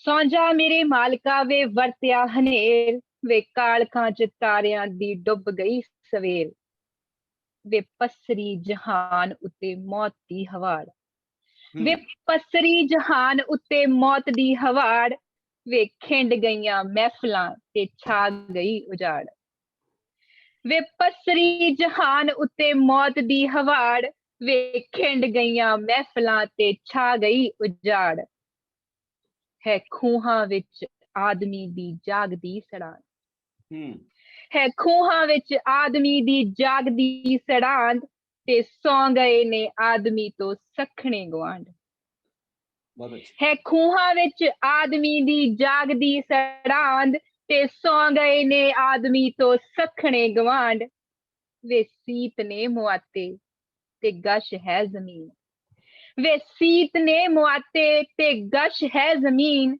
ਵੇ ਸੀਨਿਆਂ ਵਿੱਚ ਸੁੰਨ ਦੋਵੇਂ ਖੂਨ ਤੇ ਸੰਗੀਨ, ਵੇ ਸੀਤ ਨੇ ਮੁਆਤੇ ਤੇ ਗਸ਼ ਹੈ ਜ਼ਮੀਨ, ਵੇ ਸੀਨਿਆਂ ਵਿੱਚ ਸੁੰਨ ਦੋਵੇਂ ਖੂਨ ਤੇ ਸੰਗੀਨ, ਵੇ ਜ਼ਿੰਦਗੀ ਬੇਹੋਸ਼ ਤੇ ਖਾਮੋਸ਼ ਕਾਇਨਾਤ, ਵੇ ਜ਼ਿੰਦਗੀ ਬੇਹੋਸ਼ ਤੇ ਖਾਮੋਸ਼ ਕਾਇਨਾਤ, ਵੇਲਾ ਹੋ ਕੇ ਸੌਂ ਗਿਆ ਏ ਲੋਹਾ ਇਸਪਾਤ। ਬਹੁਤ ਅੱਛਾ। ਸੌਂ ਜਾ, ਸੌਂ ਜਾ ਇੰਜ ਅੱਖੀਆਂ ਚੋਂ ਅੱਖੀਆਂ ਨਾ ਕੇਰ, ਸੌਂ ਜਾ ਇੰਜ ਅੱਖੀਆਂ ਚੋਂ ਅੱਖੀਆਂ ਨਾ ਕੇਰ, ਸਿਤਾਰਿਆਂ ਦੀ ਸਦਾ ਨਹੀਂ ਡੁੱਬਣੀ ਸਵੇਰ, ਸੌਂ ਜਾ ਇੰਜ ਅੱਖੀਆਂ ਚੋਂ ਅੱਖੀਆਂ ਨਾ ਕੇਰ, ਸਿਤਾਰਿਆਂ ਦੀ ਸਦਾ ਨਹੀਂ ਡੁੱਬਣੀ ਸਵੇਰ, ਹਮੇਸ਼ ਨਹੀਂ ਮਨੁੱਖ ਤੇ ਕੁੱਦਣਾ ਜਨੂਨ, ਹਮੇਸ਼ ਨਹੀਂ ਮਨੁੱਖ ਤੇ ਕੁੱਦਣਾ ਜਨੂਨ, ਹਮੇਸ਼ ਨਹੀਂ ਡੁੱਲਣਾ ਜ਼ਮੀਨ ਉੱਤੇ ਖੂਨ, ਹਮੇਸ਼ ਨਹੀਂ ਮਨੁੱਖ ਤੇ ਕੁੱਦਣਾ ਜਨੂਨ, ਹਮੇਸ਼ ਨਹੀਂ ਡੁੱਲਣਾ ਜ਼ਮੀਨ ਉੱਤੇ ਖੂਨ, ਹਮੇਸ਼ ਨਾ ਵੀਰਾਨ ਹੋਣੀ ਅੱਜ ਵਾਂਗ ਰਾਤ, ਸੌਂ ਜਾ ਮੇਰੇ ਮਾਲਕਾ ਵੀਰਾਨ ਹੋਈ ਰਾਤ, ਸੌਂ ਜਾ ਮੇਰੇ ਮਾਲਕਾ ਵੀਰਾਨ ਹੋਈ ਰਾਤ। ਸ਼ੁਕਰੀਆ। ਸੌਂ ਜਾ ਮੇਰੇ ਮਾਲਕਾ ਵੀਰਾਨ ਹੋਈ ਰਾਤ, ਇਹ 47 ਦੀ ਵੰਡ ਤੇ ਲਿਖੀ ਹੋਈ ਇਹਨਾਂ ਦੀ ਕਵਿਤਾ ਮੈਡਮ ਵਿਪਨ ਦੀ ਆਵਾਜ਼ ਦੇ ਵਿੱਚ ਇਹਨਾਂ ਨੇ ਬਹੁਤ ਖੂਬਸੂਰਤੀ ਨਾਲ ਪੇਸ਼ ਕੀਤੀ। ਮੈਡਮ ਸ਼ੁਕਰੀਆ ਤੁਹਾਡਾ, ਬਹੁਤ ਬਹੁਤ ਜੁੜੇ ਰਹੋ ਇਸ ਤਰ੍ਹਾਂ ਸਾਡੇ ਨਾਲ। ਥੈਂਕ ਯੂ ਕਮਾਲ ਦੀ ਕਮਾਲ ਦੀ ਕਮਾਲ ਦੀ ਕਮਾਲ ਦੀ ਬੋਲਿਆ ਜੀ। ਹਾਂਜੀ ਜੀ। ਥੈਂਕ ਯੂ ਡਾਕਟਰ ਜਗਤਾਰਜੀਤ ਜੀ, ਹਾਂਜੀ ਆਪਾਂ ਗੱਲ ਕਰਦੇ ਆ ਉਹਨਾਂ ਦੀ ਸਿਰਜਣਾ ਦੀ। ਇੱਕ ਵਾਰ ਉਹ ਕੈਨੇਡਾ ਗਏ, ਡਾਕਟਰ ਨਵਤੇਜ ਭਾਰਤੀ ਹੋਰਾਂ ਨੇ ਇਸ ਗੱਲ ਦਾ ਜ਼ਿਕਰ ਵੀ ਕੀਤਾ ਕਿ ਉਹ ਕਹਿੰਦੇ ਹੁੰਦੇ ਸੀ ਕਿ ਸਿਰਜਣਾ ਜਾਦੂ ਹੈ, ਸਿਰਜਣਾ ਬਹੁਤ ਸਾਰੇ ਨਵੇਂ ਦਰਵਾਜ਼ੇ ਖੋਲ੍ਹਦੀ ਹੈ। ਤੇ ਤੁਸੀਂ ਸਾਨੂੰ ਦੱਸੋ, ਸਾਡੇ ਪਾਠਕਾਂ ਨੂੰ, ਸਾਡੇ ਸਰੋਤਿਆਂ ਨੂੰ, ਕਿ ਹਰਭਜਨ ਸਿੰਘ ਹੋਰਾਂ ਰਾਹੀਂ, ਉਹਨਾਂ ਦੀ ਸਿਰਜਣਾ ਰਾਹੀਂ ਪੰਜਾਬੀ ਅਦਬ ਦੇ ਵਿੱਚ ਕਿਹੜੇ ਨਵੇਂ ਦਰਵਾਜ਼ੇ ਖੁੱਲ੍ਹਦੇ ਨੇ, ਜਿਨ੍ਹਾਂ ਦੇ ਵਿੱਚ ਉਹਨਾਂ ਦੀ ਸਿਰਜਣਾ ਦਾ ਜਾਦੂ ਸਾਡੇ ਸਿਰ ਚੜ ਕੇ ਬੋਲਦਾ ਹੈ। ਜੀ। ਸਿਰਜਣਾ ਉਹਨਾਂ ਨੇ, ਉਹਦੇ ਵਿੱਚ ਤਾਂ ਉਹਨਾਂ ਦੀ ਵੰਨ ਸੁਵੰਨਤਾ ਹੈ, ਜਿੱਦਾਂ ਤੁਸੀਂ ਪਹਿਲੇ ਜ਼ਿਕਰ ਕੀਤਾ, ਜਾਂ ਡਾਕਟਰ ਸੋਹਲ ਹੋਣਾ ਨੇ ਕਿਹਾ, ਉਹਦੇ ਵਿੱਚ ਇੱਕ ਪਰੰਪਰਾ ਦਾ ਰੂਪ ਵੀ ਮਿਲਦਾ ਆ ਤੇ ਇੱਕ ਆਧੁਨਿਕ ਜਿਹੜਾ ਜਿਹਨੂੰ ਕਹਿ ਸਕਦੇ ਹਾਂ ਪੱਛਮ ਦਾ ਰੂਪ ਵੀ ਹੈ ਤੇ ਉਹਨਾਂ ਦੇ ਵਿੱਚ ਉਹਨਾਂ ਨੇ ਕਦੀ ਵੀ ਇੱਕ ਨੂੰ ਨਕਾਰ ਕੇ ਜਾਂ ਇੱਕ ਨੂੰ ਪਹਿਲ ਦੇ ਕੇ ਦੂਜੇ ਨੂੰ ਪਿੱਛੇ ਨਹੀਂ ਕੀਤਾ, ਬਲਕਿ ਉਹ ਨਾਲੋਂ ਨਾਲ ਇੱਕ ਚੱਲਦੇ ਹੈਗੇ ਆ। ਇਹਦੇ ਵਾਸਤੇ ਦੂਸਰੀ ਗੱਲ ਇਹ ਵੀ ਹੈ ਕਿ ਉਹਨਾਂ ਨੇ ਜਿਹੜਾ ਪੋਲੀਟੀਕਲ ਸਿਸਟਮ ਹੈ ਜਾਂ ਜੋ ਵੀ ਉਹਨਾਂ ਦੇ ਨਾਲ ਹੁੰਦਾ ਰਿਹਾ, ਮਤਲਬ ਕਿ ਉਹਨਾਂ ਦੀ ਸਿਰਜਣਾ ਦੇ ਨਾਲ ਜਿਹੜਾ ਰਾਜਨੀਤਿਕ ਦ੍ਰਿਸ਼ ਬਣਦਾ ਰਿਹਾ, ਉਸ ਪ੍ਰਤੀ ਵੀ ਉਹਨਾਂ ਨੇ ਆਪਣੇ ਜਿਹੜੇ ਵਿਚਾਰ ਨੇ ਰੱਖੇ, ਉਹ ਸਿਰਫ ਸਾਹਿਤ ਦੇ ਰਾਹੀਂ, ਰਚਨਾਤਮਕ ਸਾਹਿਤ ਦੇ ਰਾਹੀਂ। ਜਿੱਦਾਂ ਹੁਣ ਜਦੋਂ ਦੇਸ਼ ਵਿੱਚ ਐਮਰਜੈਂਸੀ ਲੱਗੀ ਸੀ ਤਾਂ ਉਹਨਾਂ ਨੇ ਟੁੱਕੀਆਂ ਜੀਭਾਂ ਵਾਲੀ ਜਿਹੜੀ ਕਿਤਾਬ ਸੀ, ਉਹ ਕਵਿਤਾ ਦੀ ਕਿਤਾਬ ਜਿਹੜੀ ਸੀ, ਉਹ ਉਹਨਾਂ ਨੇ ਲਿਖੀ ਸੀ। ਉਸ ਤੋਂ ਬਾਅਦ ਉਹ ਐਮਰਜੈਂਸੀ ਖਤਮ ਹੋਣ ਤੋਂ ਬਾਅਦ ਉਹ ਛਪੀ ਸੀ। ਤੇ ਇਸੇ ਤਰ੍ਹਾਂ ਅਸੀਂ ਦੇਖ ਸਕਦੇ ਹਾਂ ਕਿ ਪਟਿਆਲਾ ਯੂਨੀਵਰਸਿਟੀ ਦੇ ਵਿੱਚ ਵਾਈਸ ਚਾਂਸਲਰ ਸੀਗੇ, ਉਹਨਾਂ ਨੇ ਜਦੋਂ PhD ਕੀਤੀ ਆ, ਉਹ ਸੀਗਾ ਰਾਜ ਦਾ ਸਿੱਖ ਸੰਕਲਪ। ਇਹ ਉਸ ਵੇਲੇ ਦੀ ਗੱਲ ਹੈ ਜਦੋਂ ਪੰਜਾਬ ਦੇ ਵਿੱਚ ਸਿੱਖ ਰਾਜ ਦੇ ਬਾਰੇ ਜਾਂ ਤਰ੍ਹਾਂ ਤਰ੍ਹਾਂ ਦੀਆਂ ਜਿਹੜੀਆਂ ਗੱਲਾਂ ਹੋ ਰਹੀਆਂ ਸੀਗੀਆਂ ਤੇ ਕਾਫੀ ਗਰਮ ਖਿਆਲ ਦੇ ਜਿਹੜੇ ਲੋਕ ਸੀ ਉਹਨੂੰ ਅੱਗੇ ਕਰ ਰਹੇ ਸੀਗੇ ਜੀ। ਤੇ ਇਹ ਜਿਹੜਾ ਥੀਸਿਸ ਸੀਗਾ, ਇਹਦੇ ਵਿੱਚ ਉਹਨਾਂ ਨੇ ਜਿਹੜੇ ਸਾਡੇ ਪੁਰਾਤਨ ਗ੍ਰੰਥ ਹੈਗੇ ਆ, ਗੁਰਬਾਣੀ ਹੈ, ਉਹਦੇ ਵਿੱਚੋਂ ਉਦਾਹਰਨਾਂ ਲੈ ਕੇ ਇੱਕ ਹਲੀਮੀ ਰਾਜ ਜਾਂ ਜਿਹੜਾ ਸਿੱਖ ਰਾਜ ਦੇ ਵਿੱਚ ਉਹਦਾ ਸੰਕਲਪ ਕਿਸ ਤਰ੍ਹਾਂ ਹੈ, ਉਹਨਾਂ ਦੇ ਵਿੱਚ ਜਿਹੜਾ ਪੇਸ਼ ਕੀਤਾ ਗਿਆ, ਉਹਦੇ ਬਾਰੇ ਗੱਲ ਕੀਤੀ ਸੀ। ਤੇ ਇਸ ਦੇ ਨਾਲ ਨਾਲ ਮੈਂ ਇੱਕ ਹੋਰ ਗੱਲ ਜਿਹੜੀ ਉਹ ਕਹਾਂਗਾ ਕਿ ਉਹਨਾਂ ਨੇ ਇੱਕ ਨਿਬੰਧ ਲਿਖਿਆ ਸੀਗਾ ਨਾਨਕ ਬਿੰਬ, ਤੇ ਇੱਕ ਲਿਖਿਆ ਸੀਗਾ ਗੁਰੂ ਨਾਨਕ ਦੀ ਦ੍ਰਿਸ਼ਟੀ। ਇਹ ਦੋ ਬਹੁਤ ਮਹੱਤਵਪੂਰਨ ਉਹਨਾਂ ਦੇ ਨਿਬੰਧ ਹੈਗੇ ਆ ਤੇ ਇਹਦੇ ਵਿੱਚ ਸਾਰਾ ਜਿਹੜਾ ਇੱਕ ਸਾਡਾ ਸਿੱਖ ਦਾ ਹੋਣਾ ਜਾਂ ਗੁਰੂਆਂ ਦੀ ਜਾਂ ਜਿਹੜੀ ਉਹਨਾਂ ਵੱਲੋਂ ਰਚੀ ਗਈ ਬਾਣੀ ਦੇ ਵਿੱਚ। ਹਾਂਜੀ ਓਟੀ ਜੀ ਮੈਂ ਗਰਮ ਕਰੂੰਗੀ। ਹਾਂਜੀ ਜੀ, ਬੋਲੋ ਪਲੀਜ਼। ਹਾਂਜੀ, ਤੇ ਉਹਦੇ ਵਿੱਚ ਜਿਹੜੇ ਉਹਨਾਂ ਦੀਆਂ ਜਿਹੜੀਆਂ ਧਾਰਨਾਵਾਂ ਹੈਗੀਆਂ, ਉਹਨਾਂ ਨੇ ਬਹੁਤ ਸੁੰਦਰ ਢੰਗ ਨਾਲ ਬਿਆਨ ਕੀਤਾ ਹੈਗਾ ਆ। ਤੇ ਉਸਨੂੰ ਜੇ ਮੁੜ ਪੜ੍ਹੋਗੇ, ਮੁੜ ਸਾਨੂੰ ਨਵੇਂ ਦ੍ਰਿਸ਼ਟੀਕੋਣ ਮਿਲਦੇ ਆ, ਨਵੀਂ ਸੋਚਣ ਦਾ ਤੁਹਾਡਾ ਅੰਦਾਜ਼ ਵੀ ਬਦਲਦਾ ਉਹਦੇ ਨਾਲ। ਤੇ ਇਸ ਤਰ੍ਹਾਂ ਚੱਲਦਾ ਆ। ਬਾਕੀ ਹੋਰ ਮੈਨੂੰ ਤਾਂ ਲੱਗਦਾ ਕਿ ਉਹਨਾਂ ਵੱਲੋਂ ਲਿਖੀ ਹੋਈ ਜਿਹੜੀ ਕਿਤਾਬ ਹੈਗੀ ਆ ਚੋਲਾ ਟਾਕੀਆਂ ਵਾਲਾ, ਉਹ ਇੱਕ ਆਧਾਰ ਸਰੋਤ ਹੈਗੇ ਆ ਉਹਨਾਂ ਦੀ ਕਵਿਤਾ ਨੂੰ ਸਮਝਣ ਵਾਸਤੇ। ਸਿੱਖ ਜਾਂ ਜਿਹੜੇ ਸਾਡੇ ਇਤਿਹਾਸ ਨੂੰ ਸਮਝਣ ਵਾਸਤੇ, ਸਿੱਖ ਇਤਿਹਾਸ ਨੂੰ, ਗੁਰਬਾਣੀ ਨੂੰ ਸਮਝਣ ਵਾਸਤੇ ਉਹ ਬਹੁਤ ਅਹਿਮ ਉਹਦੀ ਭੂਮਿਕਾ ਹੈਗੀ ਹੈ ਤੇ ਇੱਕ ਮਹੱਤਵਪੂਰਨ ਪੁਸਤਕ ਹੈਗੀ ਆ ਇਹ ਚੋਲਾ ਟਾਕੀਆਂ ਵਾਲਾ। ਜੀ ਬਿਲਕੁਲ। ਮੈਂ ਡਾਕਟਰ ਜਗਤਾਰਜੀਤ ਹੋਰਾਂ ਦੇ ਹਵਾਲੇ ਨਾਲ ਸਾਡੇ ਸਾਰੇ ਦਰਸ਼ਕਾਂ ਨੂੰ, ਸਾਥੀਆਂ ਨੂੰ ਵੀ ਗੁਜ਼ਾਰਿਸ਼ ਕਰਦਾ ਕਿ ਚੋਲਾ ਟਾਕੀਆਂ ਵਾਲਾ ਜਿਹੜੀ ਉਹਨਾਂ ਦੀ ਸਵੈ ਜੀਵਨੀ ਹੈ, ਇਹ ਕਿਤਾਬ ਸਾਡੇ ਪੜ੍ਹਨ ਵਾਲੀ ਹੈ। ਇਹਦੇ ਵਿੱਚੋਂ ਸਾਨੂੰ ਡਾਕਟਰ ਹਰਭਜਨ ਸਿੰਘ ਦੀ, ਉਹਨਾਂ ਦੇ ਜੀਵਨ, ਉਹਨਾਂ ਦੀ ਰਚਨਾ, ਉਹਨਾਂ ਦੇ ਜਿਹੜੇ ਜੀਵਨ ਦੇ ਮਸਾਇਲ ਨੇ, ਉਹਨਾਂ ਬਾਰੇ ਬਹੁਤ ਸਾਰੀਆਂ ਤੰਦਾਂ, ਬਹੁਤ ਸਾਰੀਆਂ ਰਮਜਾਂ ਇਸ ਕਿਤਾਬ ਦੇ ਵਿੱਚੋਂ ਸਾਨੂੰ ਸਾਡੇ ਸਾਹਮਣੇ ਆਉਂਦੀਆਂ ਨੇ। ਸੋ ਇਹ ਕਿਤਾਬ ਬੜੀ ਮਹੱਤਵਪੂਰਨ ਕਿਤਾਬ ਹੈ, ਇਸ ਕਿਤਾਬ ਨੂੰ ਜ਼ਰੂਰ ਪੜ੍ਹਿਆ ਜਾਣਾ ਚਾਹੀਦਾ ਹੈ। ਇਹ ਕਿਤਾਬ ਦੇ ਵਿੱਚ ਜੀ ਇੱਕ ਖਾਸ ਗੱਲ ਇਹ ਹੈ ਕਿ ਜੇ ਕੋਈ ਹੁਣ ਕਹਿੰਦੇ ਆ ਕਿ ਉਹ ਕਵੀ ਕਿਸ ਤਰ੍ਹਾਂ ਬਣੇ, ਉਹਨਾਂ ਦੇ ਵਿੱਚ ਕਿਸ ਨੇ ਯੋਗਦਾਨ ਪਾਇਆ ਜਾਂ ਕਿਤੋਂ ਉਹਨਾਂ ਨੂੰ ਇੰਸਪਾਇਰੇਸ਼ਨ ਮਿਲੀ, ਪਰ ਇਹ ਕਿਤਾਬ ਦੇ ਵਿੱਚ ਹਰ ਚੀਜ਼ ਮੌਜੂਦ ਹੈਗੀ ਆ। ਜੀ ਉਹ ਕਿੱਥੋਂ ਕੀ ਲੈਂਦੇ ਆ, ਕਿਵੇਂ ਲੈਂਦੇ ਆ, ਜਾਂ ਕਿਹੜੇ ਸਰੋਤ ਨੇ, ਉਹ ਸਰੋਤ ਜਿਹੜੇ ਆ ਕਿਸ ਖਿੱਤੇ ਚੋਂ ਆ ਰਹੇ ਨੇ, ਜੀ ਉਹਦੇ ਬਾਰੇ ਉਹਨਾਂ ਨੇ ਵਿਸਥਾਰ ਨਾਲ ਲਿਖਿਆ ਹੋਇਆ। ਤੇ ਉਹਨੂੰ ਆਪਣੇ ਬਚਪਨ ਤੋਂ ਲੈ ਕੇ ਮੈਨੂੰ ਤਾਂ ਲੱਗਦਾ ਹੈ ਕਿ ਜਿੱਦਾਂ ਉਹਨਾਂ ਨੇ ਇਹ ਇਸ ਤੋਂ ਬਿਨਾਂ ਉਹਨਾਂ ਦੀ ਕਵਿਤਾ ਜਿਹੜੀ ਉਹ ਨਹੀਂ ਸਮਝੀ ਜਾ ਸਕਦੀ। ਜੀ ਇਹ ਆਧਾਰ ਸਰੋਤ ਕਹਿ ਸਕਦੇ ਹਾਂ ਕਿਤਾਬ। ਜੀ ਜੀ ਜੀ ਡਾਕਟਰ ਸਾਹਿਬ, ਜਿਵੇਂ ਮੈਡਮ ਸਰਬਜੀਤ ਕੌਰ ਸੋਹਲ ਹੋਰਾਂ ਨੇ ਪਹਿਲਾਂ ਦੱਸਿਆ ਆਪਣੀ ਗੱਲਬਾਤ ਦੇ ਵਿੱਚ ਕਿ ਉਹਨਾਂ ਨੇ ਰੂਪ ਪੱਖੋਂ ਵੀ ਪੰਜਾਬੀ ਕਵਿਤਾ 'ਚ ਜਾਂ ਪੰਜਾਬੀ ਸਾਹਿਤ ਬਹੁਤ ਸਾਰੇ ਤਜਰਬੇ ਕੀਤੇ। ਉਹਨਾਂ ਦੀ ਕਿਤਾਬ ਰੁੱਖ ਤੇ ਰਿਸ਼ੀ, ਉਹਨਾਂ ਦੀ ਕਿਤਾਬ ਮੱਥਾ ਦੀਵੇ ਵਾਲਾ, ਉਹਨਾਂ ਦੀ ਕਿਤਾਬ ਤਾਰ ਤੁਪਕਾ, ਇਹ ਪੰਜਾਬੀ ਕਵਿਤਾ ਦੇ ਵਿੱਚ ਬਹੁਤ ਵੱਡੀਆਂ ਸੰਭਾਵਨਾਵਾਂ ਇਹਨਾਂ ਕਿਤਾਬਾਂ ਰਾਹੀਂ ਸਾਹਮਣੇ ਆਉਂਦੀਆਂ ਨੇ।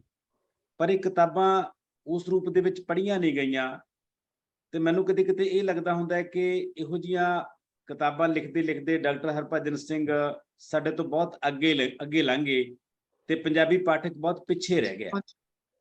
ਇਹ ਹਰਭਜਨ ਸਿੰਘ ਦੀ ਸੰਭਾਵਨਾ ਸੀ ਜਾਂ ਸਾਡੀ ਪੰਜਾਬੀ ਪਾਠਕਾਂ ਦੀ ਸੀਮਾ ਸੀ, ਜਾਂ ਕਿੱਥੇ ਇਹ ਗੈਪ ਸੀ ਕਿ ਐਡੀਆਂ ਮਹੱਤਵਪੂਰਨ ਜਿਹੜੀਆਂ ਕਿਤਾਬਾਂ ਉਸ ਰੂਪ ਦੇ ਵਿੱਚ ਸਾਡੇ ਅਵਚੇਤਨ ਦਾ ਹਿੱਸਾ ਨਹੀਂ ਬਣੀਆਂ ਜਿਸ ਰੂਪ ਦੇ ਵਿੱਚ ਬਣਨੀਆਂ ਚਾਹੀਦੀ ਸੀ? ਤੇ ਜਿਹੜੀ ਤਾਰ ਤੁਪਕਾ ਹੈ ਤਾਂ ਕਾਵਨਾਟ ਸੀਗਾ ਜੀ, ਤੇ ਇਹਦੇ ਬਾਰੇ ਉਹਨਾਂ ਨੇ ਖੁਦ ਵੀ ਜ਼ਿਕਰ ਕੀਤਾ ਹੋਇਆ। ਉਹਨਾਂ ਦੀ ਜਿਹੜੀ ਕਿਤਾਬ ਜਿਹਦੇ ਸਵੈ ਜੀਵਨੀ ਹੈ ਉਹਦੇ ਬਾਰੇ ਉਹਨਾਂ ਨੇ ਲਿਖਿਆ ਹੋਇਆ। ਤੇ ਜਿਹੜੀ ਸੀਗੀ ਮੱਥਾ ਦੀਵੇ ਵਾਲਾ, ਇਹ ਵੀ ਜਿਹੜੀ ਹੈ ਪੁਸਤਕ, ਜਿਹੜੇ ਇਹਦੇ ਬਾਰੇ ਮੈਨੂੰ ਪਤਾ ਆ, ਮੈਂ ਉਹਨਾਂ ਦੇ ਨਾਂ ਨਹੀਂ ਲਾਂਗਾ, ਪਰ ਇਹਦੇ ਬਾਰੇ ਲਿਖਣ ਦੀ ਕੋਸ਼ਿਸ਼ ਕੀਤੀ ਕਈਆਂ ਨੇ। ਤੇ ਉਹ ਪਰ ਉਹਨਾਂ ਤੋਂ ਉਹ ਜਿਹੜੀ ਹੈ ਨਾ ਉਹਨੂੰ ਇਕਸਾਰ, ਆਪਣੇ ਜਿਹੜੇ ਵਿਚਾਰ ਸੀ ਉਹਨੂੰ ਇਕਸਾਰਤਾ ਨਹੀਂ ਦੇ ਸਕੇ ਜੀ, ਉਹਦੇ ਵਿੱਚ ਜਿਹੜਾ ਗਹਿਰਾਈ ਹੈ ਉਸਨੂੰ ਫੜ ਨਹੀਂ ਸਕੇ ਜੀ। ਤੇ ਫਿਰ ਲੈ ਦੇ ਕੇ ਉਹ ਕਹਿੰਦੇ ਡਾਕਟਰ ਸਾਹਿਬ ਤੁਸੀਂ ਖੁਦ ਹੀ ਦੱਸ ਦਿਓ ਥੋੜਾ ਬਹੁਤਾ ਇਹਦੇ ਬਾਰੇ, ਤੇ ਤਾਂ ਕਿ ਮੈਂ ਆਪਣੀ ਗੱਲ ਪੂਰੀ ਕਰ ਲਵਾਂ। ਤੇ ਉਹਨਾਂ ਨੇ ਫਿਰ ਉਹਨਾਂ ਨੇ ਆਪਣੀ ਜਿਹੜੀ ਮੱਥਾ ਦੀਵੇ ਵਾਲੀ ਕਿਤਾਬ ਦਾ ਜਿਹੜਾ ਕੇਂਦਰੀ ਧੁਰਾ ਹੈਗਾ ਆ ਉਸਨੂੰ ਸਮਝਾਇਆ। ਤੇ ਉਹਨਾਂ ਨੇ ਫਿਰ ਜੋ ਵੀ ਥੋੜਾ ਬਹੁਤਾ ਲਿਖਿਆ, ਪਰ ਬਹੁਤ ਜ਼ਿਆਦਾ ਕਿਤੇ ਵੀ ਮੈਨੂੰ ਪੜ੍ਹਨ ਨੂੰ, ਮੈਨੂੰ ਲੱਗਦਾ ਤੁਸੀਂ ਵੀ ਤੁਹਾਨੂੰ ਵੀ ਇਸ ਤਰ੍ਹਾਂ ਦਾ ਕਿਤੇ ਪੜ੍ਹਨ ਨੂੰ ਨਹੀਂ ਮਿਲਿਆ ਹੋਵੇਗਾ। ਜੀ ਜੀ ਜੀ ਜੀ। ਤੇ ਕਿਉਂਕਿ ਉਹਨਾਂ ਦੀਆਂ ਕਵਿਤਾਵਾਂ ਦੇ ਰਿਵਿਊ ਜਿਹੜੇ ਆ ਉਹ ਮੈਂ ਤਾਂ ਕਿਤੇ ਨਹੀਂ ਪੜ੍ਹੇ ਹੈਗੇ। ਤੇ ਜਿਹੜੀ ਤੁਸੀਂ ਅਖੀਰਲੀ ਜਿਹੜਾ ਰੁੱਖ ਤੇ ਰਿਸ਼ੀ ਬਾਰੇ ਗੱਲ ਹੈ, ਇਹਦੇ ਬਾਰੇ ਵੀ ਲਿਖਿਆ, ਪਰ ਜਿਸ ਅੰਦਾਜ਼ ਦੇ ਵਿੱਚ ਜਾਂ ਜਿਸ ਤਰ੍ਹਾਂ ਸਮਝ ਦੇ ਨਾਲ ਉਹਨਾਂ ਨੇ ਲਿਖਿਆ ਸੀ, ਉਹ ਉੱਥੇ ਤੱਕ ਸਾਡੇ ਵਿਦਵਾਨ ਜਿਹੜੇ ਸੀ ਉਹਨੂੰ ਉਹਦੀ ਵਿਆਖਿਆ ਨਹੀਂ ਕਰ ਸਕੇ ਜਾਂ ਉਹਨੂੰ ਸਮਝ ਨਹੀਂ ਸਕੇ। ਏਦਾਂ ਹੀ ਹੁੰਦਾ ਕਿ ਜਦੋਂ ਕਿਸੇ ਵਿਦਵਾਨ ਤਾਂ ਬਹੁਤੀ ਤਾਂ ਹੋਏਗੀ, ਪਰ ਜਿਹੜੇ ਹੋਰ ਉਹਨਾਂ ਦੇ ਉਸਨੂੰ ਪੜ੍ਹਨ ਵਾਲੇ ਜਾਂ ਉਸਨੂੰ ਮਾਨਣ ਵਾਲੇ, ਉਹਨਾਂ ਦਾ ਜਿਹੜਾ ਬੌਧਿਕ ਸਤਰ ਹੈ ਨਾ, ਉਹ ਵੀ ਥੋੜਾ ਜਿਹਾ ਉਸ ਹਾਂ ਦਾ ਤਾਂ ਨਹੀਂ ਹੋ ਸਕਦਾ, ਪਰ ਉਹਨੂੰ ਪਕੜ ਵਿੱਚ ਆਉਣਾ ਚਾਹੀਦਾ ਆ ਜੀ। ਜਿਹੜਾ ਦੁੱਖ ਦੀ ਗੱਲ ਹੈ ਕਿ ਇਹਦੇ ਘੱਟ ਹੀ ਮਿਲਦਾ ਸਾਨੂੰ। ਪੰਜਾਬੀਆਂ ਦੇ ਵਿੱਚ, ਪੰਜਾਬੀ ਪਾਠਕਾਂ ਦੇ ਵਿੱਚ ਕਈ ਧਾਰਨਾਵਾਂ ਨੇ। ਮਤਲਬ ਪਿਛਲੇ ਦਿਨਾਂ ਦੇ ਵਿੱਚ ਵਿਜੇ ਵਿਵੇਕ ਹੋਰਾਂ ਦੀ ਕਵਿਤਾ ਦੇ ਪ੍ਰਸੰਗ ਦੇ ਵਿੱਚ ਵੀ ਮੈਂ ਇੱਕ ਫੇਸਬੁੱਕ ਤੇ ਡਿਬੇਟ ਪੜ੍ਹ ਰਿਹਾ ਸੀ। ਉਹਨਾਂ ਨੇ ਕੁਝ ਸ਼ਬਦ ਮਤਲਬ ਇਸ ਕਿਸਮ ਦੇ ਯੂਜ਼ ਕੀਤੇ ਜਿਹੜੇ ਹੁਣ ਵਰਤੇ ਨਹੀਂ ਜਾਂਦੇ ਹੈਗੇ, ਤੇ ਉੱਥੇ ਬਹੁਤ ਸਾਰੀਆਂ ਟਿੱਪਣੀਆਂ ਇਹੋ ਜਿਹੀਆਂ ਸੀਆਂ ਕਿ ਜੇ ਕਿਸੇ ਕਵੀ ਦੀ ਕਵਿਤਾ ਦੇ ਸ਼ਬਦਾਂ ਨੂੰ ਪੜ੍ਹਨ ਵਾਸਤੇ ਜਾਂ ਸਮਝਣ ਵਾਸਤੇ ਸਾਨੂੰ ਕੋਸ਼ ਫਰੋਲਣੇ ਪੈਣ, ਤਾਂ ਫਿਰ ਇਹਦਾ ਮਤਲਬ ਉਸ ਕਵੀ ਦੇ ਵਿੱਚ ਕਿਤੇ ਘਾਟ ਹੈ। ਪਰ ਦੂਜੇ ਪਾਸੇ ਇਹਦੇ ਪੈਰਲਲ ਇਹ ਵੀ ਹੈ ਕਿ ਪਾਠਕਾਂ ਨੂੰ ਵੀ ਕਵੀ ਦੀ ਕਵਿਤਾ ਦੇ ਹਾਣ ਦਾ ਹੋਣਾ ਪੈਂਦਾ ਹੈ। ਸਾਡੇ ਕੋਲੇ ਗੁਰੂ ਗ੍ਰੰਥ ਸਾਹਿਬ ਦੇ ਰੂਪ ਦੇ ਵਿੱਚ ਬਹੁਤ ਵੱਡੀ ਫਿਲਾਸਫੀ ਹੈ, ਤੇ ਮੈਨੂੰ ਮਤਲਬ ਇਹ ਕਹਿਣ ਦੇ ਵਿੱਚ ਕੋਈ ਝਿਜਕ ਨਹੀਂ ਹੈਗੀ ਕਿ ਅਜੇ ਅਸੀਂ ਗੁਰੂ ਸਾਹਿਬ ਦੀ ਫਿਲਾਸਫੀ ਦਾ ਕਿਣਕਾ ਮਾਤਰ ਵੀ ਸਮਝ ਨਹੀਂ ਸਕੇ ਹੈਗੇ, ਉਸ ਡੈਪਥ ਤੱਕ ਨਹੀਂ ਪਹੁੰਚ ਸਕੇ ਹੈਗੇ ਜਿਹੜੀ ਡੈਪਥ ਤੱਕ ਉਹ ਰਚਨਾ ਜਾਂਦੀ ਹੈ। ਸੋ ਇਸੇ ਤਰ੍ਹਾਂ ਹੀ ਡਾਕਟਰ ਹਰਭਜਨ ਸਿੰਘ ਹੋਰਾਂ ਦੀ ਕਵਿਤਾ ਵੀ ਬਹੁਤ ਵੱਡੇ ਚਿੰਤਨ ਦੀ ਮੰਗ ਕਰਦੀ ਹੈ ਪਾਠਕ ਤੋਂ, ਕਿ ਪਾਠਕ ਉਹਦੇ ਹਾਣ ਦਾ ਹੋਵੇ ਤੇ ਉਸ ਕਵਿਤਾ ਦੀ ਡੈਪਥ ਤੱਕ ਪਹੁੰਚੇ। ਅਸੀਂ ਕਹਿ ਸਕਦੇ ਹਾਂ ਕਿ ਲੇਖ ਸਾਡੀ ਸਾਈਕੀ ਦੇ ਹਾਣ ਦਾ ਹੋਵੇ। ਸੋ ਡਾਕਟਰ ਹਰਭਜਨ ਸਿੰਘ ਨੂੰ ਅਜੇ ਆਉਣ ਵਾਲੇ ਸਮਿਆਂ ਦੇ ਵਿੱਚ ਪੜ੍ਹਿਆ ਜਾਣਾ ਹੈ, ਅਜੇ ਉਸ ਨੂੰ ਸਮਝਿਆ ਜਾਣਾ ਹੈ, ਅਜੇ ਉਹਨਾਂ ਤੇ ਗੱਲਾਂ ਹੋਣੀਆਂ ਨੇ, ਤੇ ਮੈਨੂੰ ਲੱਗਦਾ ਕਿ ਉਹਨਾਂ ਦੀ ਬਹੁਤ ਵੱਡੀ ਸੰਭਾਵਨਾ ਸੀ ਇਹ। ਤੇ ਆਓ ਆਪਾਂ ਇੱਕ ਕਵਿਤਾ ਹੋਰ ਸੁਣਦੇ ਹਾਂ। ਸਾਡੇ ਨਾਲ ਮੈਡਮ ਸ਼ਰਨਜੀਤ ਕੌਰ ਨੇ, ਮੈਂ ਉਹਨਾਂ ਨੂੰ ਗੁਜ਼ਾਰਿਸ਼ ਕਰੂੰਗਾ ਕਿ ਉਹ ਵੀ ਡਾਕਟਰ ਹਰਭਜਨ ਸਿੰਘ ਹੋਰਾਂ ਦੀ ਕੋਈ ਕਵਿਤਾ ਸਾਡੇ ਨਾਲ ਸਾਂਝੀ ਕਰਨ। ਮੈਡਮ ਸ਼ਰਨਜੀਤ ਕੌਰ। ਸਤਿ ਸ਼੍ਰੀ ਅਕਾਲ ਜੀ ਸਾਰੀਆਂ ਹੀ ਮਹਾਨ ਸ਼ਖਸੀਅਤਾਂ ਨੂੰ। ਜਦੋਂ ਮੈਨੂੰ ਪਰਸੋਂ ਕੁਲਦੀਪ ਸਰ ਨੇ ਕਿਹਾ ਕਿ ਡਾਕਟਰ ਹਰਭਜਨ ਸਿੰਘ ਜੀ ਦਾ ਜੋ ਸ਼ਤਾਬਦੀ ਵਰ੍ਹਾ ਹੈ ਉਸ ਦੇ ਵਿੱਚ ਤੁਸੀਂ ਕਵਿਤਾ ਪੇਸ਼ ਕਰਨੀ ਹੈ, ਤਾਂ ਮੈਨੂੰ ਪਹਿਲਾਂ ਤਾਂ ਇਹ ਸਮਝ ਹੀ ਨਹੀਂ ਆ ਰਿਹਾ ਸੀ ਕਿ ਮੈਂ ਇਸ ਕਾਬਿਲ ਹਾਂ ਕਿ ਮੈਂ ਡਾਕਟਰ ਹਰਭਜਨ ਸਿੰਘ ਜੀ ਦੇ ਜਿਹੜੇ ਸ਼ਬਦ ਨੇ ਉਹਨਾਂ ਨੂੰ ਆਪਣੇ ਮੂੰਹ ਦੇ ਵਿੱਚੋਂ ਲੈ ਵੀ ਸਕਾਂ।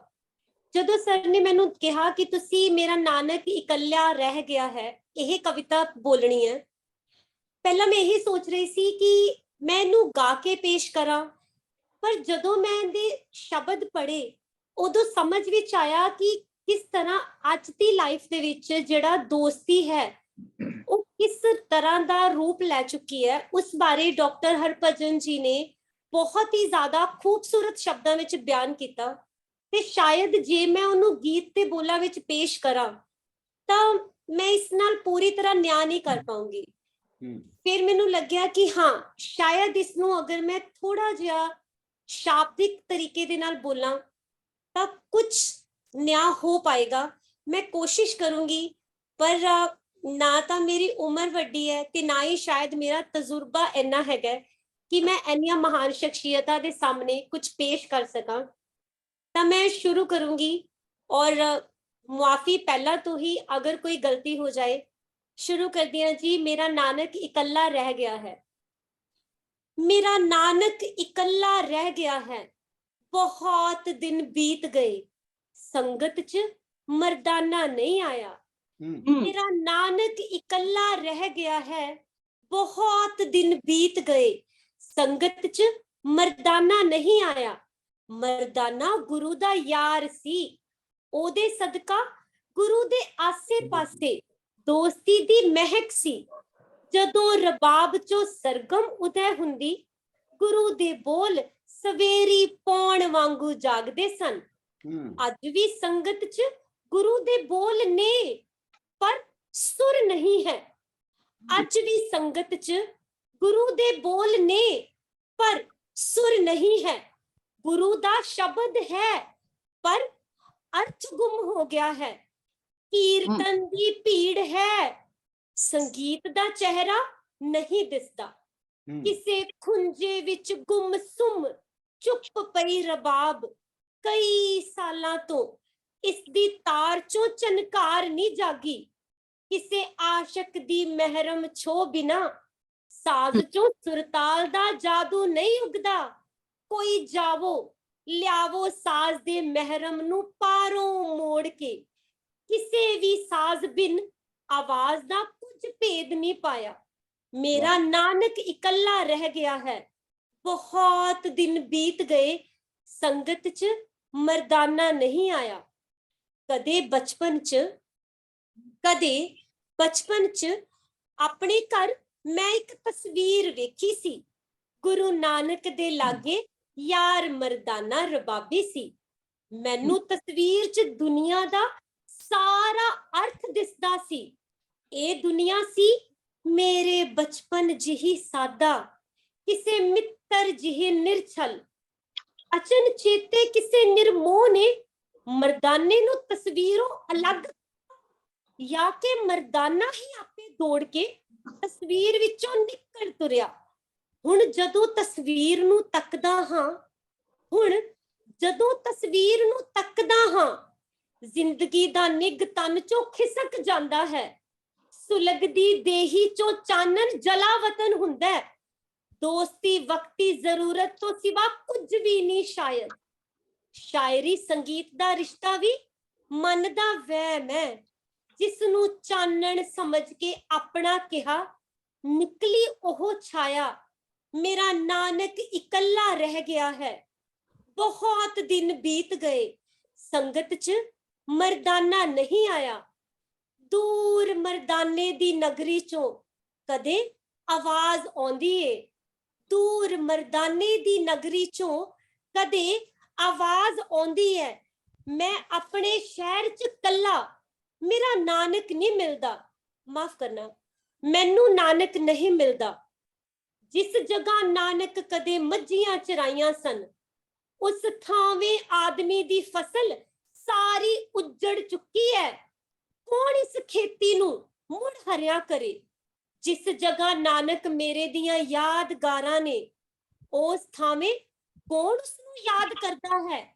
ਮੇਰੇ ਸੰਗੀਤ ਦੇ ਸੁਰ ਬੇਸੁਰੇ ਨੇ।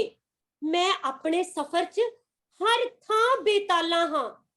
ਸਫ਼ਰ ਨੂੰ ਮੰਜ਼ਿਲ ਨਹੀਂ, ਪਿਆਸ ਲਈ ਪਾਣੀ ਨਹੀਂ। ਸਫ਼ਰ ਨੂੰ ਮੰਜ਼ਿਲ ਨਹੀਂ, ਪਿਆਸ ਲਈ ਪਾਣੀ ਨਹੀਂ। ਮੈਂ ਆਪਣੇ ਯਾਰ ਦੀ ਨਗਰੀ 'ਚ ਬੇਯਾਰ ਫਿਰਦਾ ਹਾਂ। ਮੈਂ ਆਪਣੇ ਯਾਰ ਦੀ ਨਗਰੀ 'ਚ ਬੇਯਾਰ ਫਿਰਦਾ ਹਾਂ। ਭਟਕਣਾ ਦੇ ਦੇਸ਼ 'ਚ ਅੱਕ ਤੱਕੜੀਆਂ ਨੂੰ ਕੌਣ ਅੱਜ ਮਿੱਠਾ ਕਰੇ। ਕੋਈ ਆਖੋ ਮੇਰੇ ਨਾਨਕ ਨੂੰ, ਮੇਰੇ ਸ਼ਹਿਰ ਆਵੇ, ਆਪਣੇ ਸ਼ਹਿਰ ਆਵੇ।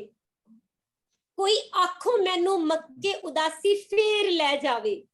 ਕਿ ਮੈਂ ਤਿਆਰ ਹਾਂ, ਕਿ ਮੈਂ ਤਿਆਰ ਹਾਂ ਮੁੜ ਦੋਸਤੀ ਦੇ ਸਫ਼ਰ ਤੇ ਤੁਰ ਜਾਣ ਲਈ। ਸਿਰਫ ਤਸਵੀਰ ਵਿੱਚ ਬਹਿ ਜਾਣ ਦਾ ਮੌਕਾ ਨਹੀਂ ਆਇਆ। ਮੇਰਾ ਨਾਨਕ ਇਕੱਲਾ ਰਹਿ ਗਿਆ ਹੈ। ਬਹੁਤ ਦਿਨ ਬੀਤ ਗਏ, ਸੰਗਤ 'ਚ ਮਰਦਾਨਾ ਨਹੀਂ ਆਇਆ। ਬਹੁਤ ਦਿਨ ਬੀਤ ਗਏ, ਸੰਗਤ 'ਚ ਮਰਦਾਨਾ ਨਹੀਂ ਆਇਆ। ਧੰਨਵਾਦ। ਬਹੁਤ ਅੱਛਾ, ਬਹੁਤ ਅੱਛਾ, ਕਿਆ ਬਾਤ। ਵਧੀਆ ਤਰੀਕੇ ਨਾਲ ਤੁਸੀਂ ਕਵਿਤਾ ਬੋਲੀ ਹੈ। ਕਵਿਤਾ ਦੇ ਜਿਹੜੇ ਮੂਲ ਭਾਵ ਨੇ, ਜਿਹੜੇ ਉਹਨਾਂ ਨੂੰ ਜਿਉਣ ਦੀ ਕੋਸ਼ਿਸ਼ ਕੀਤੀ ਹੈ। ਤੇ ਮਰਦਾਨੇ ਦਾ ਸੰਗਤ 'ਚ ਨਾ ਆਉਣਾ ਉਸ ਸਾਂਝੀ ਵਿਰਾਸਤ ਦੇ ਖੁਰ ਜਾਣ ਦਾ ਮੈਟਾਫਰ ਹੈ। ਉਸ ਵਿਰਾਸਤ ਨੂੰ ਅੱਜ ਵੀ ਉੱਡੇ ਵੱਡੇ ਖਤਰੇ ਨੇ ਜਿਹੜੇ ਉਸ ਦੌਰ ਦੇ ਵਿੱਚ ਸੀ। ਮਰਦਾਨਾ ਇੱਕ ਸਾਂਝੀ ਵਿਰਾਸਤ ਦਾ ਬਹੁਤ ਵੱਡਾ ਚਿੰਨ੍ਹ ਹੈ, ਬਹੁਤ ਸ਼ਕਤੀਸ਼ਾਲੀ ਚਿੰਨ੍ਹ ਹੈ, ਜੋ ਡਾਕਟਰ ਹਰਭਜਨ ਸਿੰਘ ਹੋਰਾਂ ਦੀ ਇਸ ਕਵਿਤਾ ਦੇ ਵਿੱਚ ਆਉਂਦਾ ਹੈ। ਤੇ ਉਹਨਾਂ ਨੇ ਇਸ ਚਿੰਨ੍ਹ ਰਾਹੀਂ, ਇਸ ਮੈਟਾਫਰ ਰਾਹੀਂ ਪੂਰੀ ਦੀ ਪੂਰੀ ਵਿਰਾਸਤ ਨੂੰ ਸਾਹਮਣੇ ਲਿਆਉਣ ਦੀ ਕੋਸ਼ਿਸ਼ ਕੀਤੀ ਹੈ। ਸੋ ਡਾਕਟਰ ਦੀਪ ਜੀ, ਮੈਂ ਇੱਕ ਕਮੈਂਟ ਕਰਨਾ ਚਾਹੁੰਦਾ ਸੀ, ਜੇ ਇਜਾਜ਼ਤ ਹੋਵੇ ਤਾਂ। ਜੀ ਜੀ ਜੀ। ਜਿਹੜੀ ਗੱਲ ਡਾਕਟਰ ਜਗਤਾਰ ਜੀ ਹੋਰਾਂ ਨੇ ਕਹੀ, ਬਹੁਤ ਅੱਛਾ ਲੱਗਾ ਮੈਨੂੰ ਉਹ ਸੁਣ ਕੇ। ਕਿਉਂਕਿ ਮੈਨੂੰ ਯਾਦ ਹੈ, ਮੈਂ DAV ਕਾਲਜ ਜਦੋਂ ਪੜ੍ਹਦੇ ਸੀ ਤੇ ਇਹਨਾਂ ਦੀ ਇੱਕ ਪੁਸਤਕ ਸਾਨੂੰ ਨਾ ਧੁੱਪੇ ਨਾ ਛਾਵੇਂ ਸਾਡੇ ਸਿਲੇਬਸ 'ਚ ਸੀ। ਉਸਦੀਆਂ ਬਹੁਤ ਸਾਰੀਆਂ ਰਚਨਾਵਾਂ ਜਿਹੜੀਆਂ ਸਾਡੇ ਕਈ ਵਾਰੀ ਪ੍ਰੋਫੈਸਰ ਸਾਹਿਬਾਨ ਵੀ ਜਿਹੜੇ ਸੀ ਉਹਨਾਂ ਨੂੰ ਐਕਸਪਲੇਨ ਨਹੀਂ ਸੀ ਕਰ ਸਕਦੇ। 2 ਵਾਰੀ ਡਾਕਟਰ ਹਰਭਜਨ ਸਿੰਘ ਸਾਡੇ DAV ਕਾਲਜ ਜਲੰਧਰ ਆਏ ਔਰ ਉਹਨਾਂ ਨੇ ਆਪਣੀਆਂ ਬਹੁਤ ਸਾਰੀਆਂ ਕਵਿਤਾਵਾਂ ਸਾਨੂੰ ਕਲਾਸਰੂਮ ਦੇ ਤੌਰ ਤੇ ਸਮਝਾਈਆਂ ਤੇ ਪੜ੍ਹਾਈਆਂ। ਔਰ ਉਹ ਅਜੇ ਤੱਕ ਵੀ ਮੇਰੇ ਜ਼ਿਹਨ ਦੇ ਵਿੱਚ ਉੱਦਾਂ ਹੀ ਹੈ, ਜਿੱਦਾਂ ਪਦਮਾ ਜਰਾ ਇੱਕ ਨੀਵੀਂ ਹੋ ਜਾ, ਅਸੀਂ ਪਾਰਲੇ ਕੰਢੇ ਜਾਣਾ। ਤੇ ਇਸ ਦੀ ਜਦੋਂ ਬੈਕਗਰਾਊਂਡ ਉਹਨਾਂ ਨੇ ਦੱਸੀ ਬੰਗਲਾਦੇਸ਼ ਵਾਲੀ ਯੁੱਧ ਦੇ ਨਾਲ ਰਲਾ ਕੇ, ਤੇ ਮਤਲਬ ਅਜੇ ਤੱਕ ਉਸੇ ਤਰ੍ਹਾਂ ਉਹ ਜ਼ਿਹਨ 'ਚ ਬੈਠੀਆਂ ਹੋਈਆਂ ਨੇ। ਇਸੇ ਤਰ੍ਹਾਂ ਹੀ ਉਹਨਾਂ ਨੇ ਜਿਹੜਾ ਗੁਰੂ ਨਾਨਕ ਦੇਵ ਯੂਨੀਵਰਸਿਟੀ ਦੇ ਵਿੱਚ ਸੰਰਚਨਾਵਾਦ ਦੇ ਉੱਤੇ ਜਿਹੜੀਆਂ ਆਲੋਚਨਾ ਦੀਆਂ ਪ੍ਰਣਾਲੀਆਂ ਦੇ ਉੱਤੇ ਉਹਨਾਂ ਦਾ ਜਿਹੜਾ ਸੈਮੀਨਾਰ ਹੋਇਆ ਸੀ 3 ਰੋਜ਼ਾ, ਉਹ ਵੀ 3 ਦਿਨ ਅਟੈਂਡ ਕੀਤਾ। ਤੇ ਮੈਂ ਉਦੋਂ ਦਾ ਹੀ ਉਹਨਾਂ ਨੂੰ ਹਮੇਸ਼ਾ ਅਕਸਰ ਇਹ ਕਹਿੰਦਾ ਹੁੰਦਾ ਕਿ ਉਹ ਪ੍ਰੋਫੈਸਰ ਆਫ ਪ੍ਰੋਫੈਸਰਸ ਨੇ। ਤੇ ਉਹਨਾਂ ਦੀ ਇਹ ਗੱਲ ਕਦੀ ਨਹੀਂ ਮੈਨੂੰ ਭੁੱਲਦੀ ਕਿ ਮਿਲੀਏ ਤੇ ਮਿਲੀਏ ਕਿਸ ਥਾਵੇਂ, ਨਾ ਅਸੀਂ ਧੁੱਪੇ ਨਾ ਅਸੀਂ ਛਾਵੇਂ, ਨਾ ਮਨ ਵਿੱਚ ਵਿਸ਼ਵਾਸ ਪੁਰਾਣਾ, ਨਵਾਂ ਕੋਈ ਤਰਵਾਸ ਨਾ ਜਾਣਾ, ਨਵਾਂ ਕੋਈ ਤਰਵਾਸ ਨਾ ਜਾਣਾ। ਇਹ ਉਹਨਾਂ ਦੀ ਜਿਹੜੀ ਫਿਲਾਸਫੀ ਸੀਗੀ, ਉਹ ਵਾਕਿਆ ਤੁਸੀਂ ਸਹੀ ਕਿਹਾ ਕਿ ਉਹਨਾਂ ਨੂੰ ਹਜੇ ਸਮਝਣ ਵਾਸਤੇ ਟਾਈਮ ਲੱਗਣਾ, ਕਿਉਂਕਿ ਆਮ ਬੰਦੇ ਦੀ ਸਮਝ ਤੋਂ ਉਹ ਬਹੁਤ ਉੱਪਰ ਜਾਂਦੇ ਰਹੇ ਨੇ। ਬਹੁਤ ਬਹੁਤ ਧੰਨਵਾਦ ਜੀ। ਬਹੁਤ ਸ਼ੁਕਰੀਆ ਪਿਆਰਾ ਸਿੰਘ ਜੀ, ਤੁਸੀਂ ਅੱਜ ਦੇ ਇਸ ਸੰਵਾਦ ਦੇ ਵਿੱਚ ਆਪਣੀ ਇਸ ਗੱਲ ਦੇ ਨਾਲ ਨਵਾਂ ਐਡੀਸ਼ਨ ਕੀਤਾ। ਬਹੁਤ ਬਹੁਤ ਸ਼ੁਕਰੀਆ ਤੁਹਾਡਾ। ਆਪਾਂ ਤੁਰਦੇ ਹਾਂ ਅੱਗੇ। ਡਾਕਟਰ ਸਾਹਿਬ, ਜਿਹੜਾ ਪੰਜਾਬ ਹੈ ਉਹ ਹਮੇਸ਼ਾ ਗੁਰਾਂ ਦੇ ਨਾਮ ਤੇ ਜਿਉਂਦਾ ਰਿਹਾ। ਪ੍ਰੋਫੈਸਰ ਪੂਰਨ ਸਿੰਘ ਦੀ ਇਹ ਲਾਈਨ ਪੰਜਾਬ ਦਾ ਵੱਡਾ ਮੈਟਾਫਰ ਬਣੀ ਕਿ ਪੰਜਾਬ ਜੀਂਦਾ ਗੁਰੂ ਦੇ ਨਾਮ ਤੇ ਪ੍ਰੋਫੈਸਰ ਪੂਰਨ ਸਿੰਘ ਦੀ ਜਿਹੜੀ ਇਹ ਧਾਰਨਾ ਹੈ ਇਹ ਡਾਕਟਰ ਹਰਭਜਨ ਸਿੰਘ ਤੱਕ ਵੀ ਇਸੇ ਰੂਪ ਦੇ ਵਿੱਚ ਪਹੁੰਚਦੀ ਹੈ। ਉਹ ਸਾਂਝੇ ਪੰਜਾਬ ਦੀ ਵਿਰਾਸਤ ਤੇ ਬਹੁਤ ਸਾਰੀਆਂ ਕਵਿਤਾਵਾਂ ਲਿਖਦੇ ਨੇ। ਕਦੇ ਉਹਨੇ ਲਿਖਿਆ ਸੀ 47 ਵੇਲੇ ਕਿ ਚੱਲ ਬੁੱਲਿਆ ਤੈਨੂੰ ਪਿੰਡੋਂ ਬਾਹਰ ਛੱਡ ਆਵਾਂ, ਇਸ ਪਿੰਡ ਵਿੱਚ ਭੈਣ ਭਰਾਵਾਂ ਸਿਰ ਕਾਵਾਂ ਦੀਆਂ ਛਾਵਾਂ, ਕਾਲੀ ਜੀਭ ਨੇ ਸੂਲੀ ਗੱਡੀ ਭੋਗਣ ਲੋਕ ਸਜਾਵਾਂ, ਚੱਲ ਬੁੱਲਿਆ ਤੈਨੂੰ ਪਿੰਡੋਂ ਬਾਹਰ ਛੱਡ ਆਵਾਂ। ਫਿਰ 47 ਤੋਂ ਬਾਅਦ ਜਦੋਂ 84 ਆਉਂਦੀ ਹੈ ਤਾਂ 84 ਵੇਲੇ ਫਿਰ ਉਹਨਾਂ ਦੇ ਅੰਦਰਲਾ ਜਾਗਦਾ ਹੈ, ਉਹਨਾਂ ਦੀ ਅੰਦਰਲੀ ਸੰਵੇਦਨਾ ਜਾਗਦੀ ਹੈ ਤੇ ਉਹ ਕਵਿਤਾ ਲਿਖਦੇ ਨੇ ਕਿ ਫੌਜਾਂ ਕੌਣ ਦੇਸ਼ ਤੋਂ ਆਈਆਂ। ਜਦੋਂ ਹਰਿਮੰਦਰ ਸਾਹਿਬ ਤੇ ਹਮਲਾ ਹੁੰਦਾ ਹੈ ਤਾਂ ਉਦੋਂ ਉਹਨਾਂ ਦਾ ਜਿਹੜਾ ਅੰਦਰਲਾ ਕੂਕਦਾ ਚੀਕਦਾ ਕਿ ਕਿਹੜੇ ਦੇਸ਼ ਤੋਂ ਕਹਿਰ ਲਿਆਈਆਂ, ਕਿੱਥੋਂ ਜ਼ਹਿਰ ਲਿਆਈਆਂ, ਕਿਸ ਫਨੀਅਰ ਦੀ ਫੂਕ ਕਿ ਜਿਸ ਨੇ ਪੱਕੀਆਂ ਕੰਧਾਂ ਢਾਈਆਂ, ਸੱਚ ਸਰੋਵਰ ਡਸਿਆ, ਅੱਗਾਂ ਪੱਥਰਾਂ ਵਿੱਚ ਲਾਈਆਂ, ਹਰ ਕੇ ਮੰਦਰ ਵਿਉਹ ਦੀਆਂ ਨਦੀਆਂ, ਬੁੱਕਾਂ ਭਰ ਵਰਤਾਈਆਂ, ਫੌਜਾਂ ਕੌਣ ਦੇਸ਼ ਤੋਂ ਆਈਆਂ। ਇਹ ਜਿਹੜੀ ਪੀੜ ਹੈ ਡਾਕਟਰ ਹਰਭਜਨ ਸਿੰਘ ਦੇ ਅੰਦਰ, ਜਿਹੜੀ ਪ੍ਰੋਫੈਸਰ ਪੂਰਨ ਸਿੰਘ ਤੋਂ ਚੱਲ ਕੇ ਡਾਕਟਰ ਹਰਭਜਨ ਸਿੰਘ ਤੱਕ ਸਫ਼ਰ ਕਰਦੀ ਹੈ, ਇਸ ਪੀੜ ਦੀਆਂ ਬਹੁਤ ਸਾਰੀਆਂ ਕਵਿਤਾਵਾਂ ਬਾਅਦ ਦੇ ਵਿੱਚ ਤੁਹਾਡੀ ਅਲਵਿਦਾ ਤੋਂ ਬਾਅਦ ਵਾਲੇ ਸੰਗ੍ਰਹਿ ਦੇ ਵਿੱਚ ਆਉਂਦੀਆਂ ਨੇ। ਥੋੜਾ ਜਿਹਾ ਸਾਨੂੰ ਇਹਦੇ ਬਾਰੇ ਗੱਲਬਾਤ ਕਰੋ, ਇਹਦਾ ਪਰਸਪੈਕਟਿਵ ਸਮਝਾਓ, ਜਾਂ ਉਸ ਕਿਤਾਬ ਬਾਰੇ ਜਿਹੜੀ ਤੁਸੀਂ ਐਡਿਟ ਕੀਤੀ ਹੈ ਖਾਸ ਤੌਰ ਤੇ ਉਹਦੇ ਵਿੱਚ ਕੀ ਹੈ, ਉਹਦੇ ਬਾਰੇ ਸਾਨੂੰ ਦੱਸੋ। ਮਿਹਰਬਾਨੀ। ਪਹਿਲੀ ਗੱਲ ਤਾਂ ਇਹ ਹੈ ਕਿ ਜਿਹੜੀ ਉਹ ਬੁੱਲੇ ਸ਼ਾਹ ਵਾਲੀ ਤੁਸੀਂ ਕਵਿਤਾ ਪੜ੍ਹੀ ਹੈ ਨਾ, ਇਹ ਉਹਨਾਂ ਨੇ ਰਾਇਟਸ ਦੇ ਟਾਈਮ ਤੇ ਲਿਖੀ ਸੀ, ਜਦੋਂ ਦਿੱਲੀ ਰਾਇਟਸ ਹੋਏ ਸੀਗੇ। ਜੀ ਜੀ ਜੀ ਜੀ। ਤੇ ਬਾਕੀ ਉਹਨਾਂ ਦੀ ਜਿਹੜੀ ਪੂਰੀ ਰਚਨਾ ਹੈ ਉਹਦੇ ਵਿੱਚੋਂ ਸਾਨੂੰ ਇੱਕ ਪੰਜਾਬ ਦਾ ਜਿਹੜਾ ਬਿੰਬ ਹੈ, ਜਿਹੜਾ ਸੰਯੁਕਤ ਪੰਜਾਬ ਦਾ ਬਿੰਬ ਜਿਹੜਾ ਉਹ ਝਲਕਾਂ ਮਾਰਦਾ ਰਹਿੰਦਾ ਹੈ ਤੇ ਉਹ ਪਿਛੋਕੜ ਵਿੱਚ ਰਹਿੰਦਾ ਆ, ਮੋਹਰੇ ਨਹੀਂ ਆਉਂਦਾ। ਜਿੱਦਾਂ ਬਿਲਕੁਲ ਇੱਕ ਮੁਖਰ ਹੋ ਕੇ, ਜਿੱਦਾਂ ਕਈ ਵਾਰੀ ਹੁੰਦਾ ਨਾ ਕਿ ਉਹ ਮੋਹਰੇ ਉਹ ਹੋ ਜਾਏ ਤੇ ਬਾਕੀ ਹੋਰ ਚੀਜ਼ਾਂ, ਇਸ ਤਰ੍ਹਾਂ ਨਹੀਂ ਹੈ। ਪਿਛੋਕੜ ਦੇ ਵਿੱਚ ਉਹ ਇੱਕ ਲਹਿਰ ਜਿਹੜੀ ਉਹ ਚੱਲਦੀ ਹੈ ਜੀ। ਅੱਜ ਕੱਲ ਇੱਕ ਬਲੌਕ ਸਿਸਟਮ ਚੱਲਿਆ ਹੋਇਆ, ਲੋਕੀ ਥਾਂ ਥਾਂ ਜਾਂਦੇ ਆ।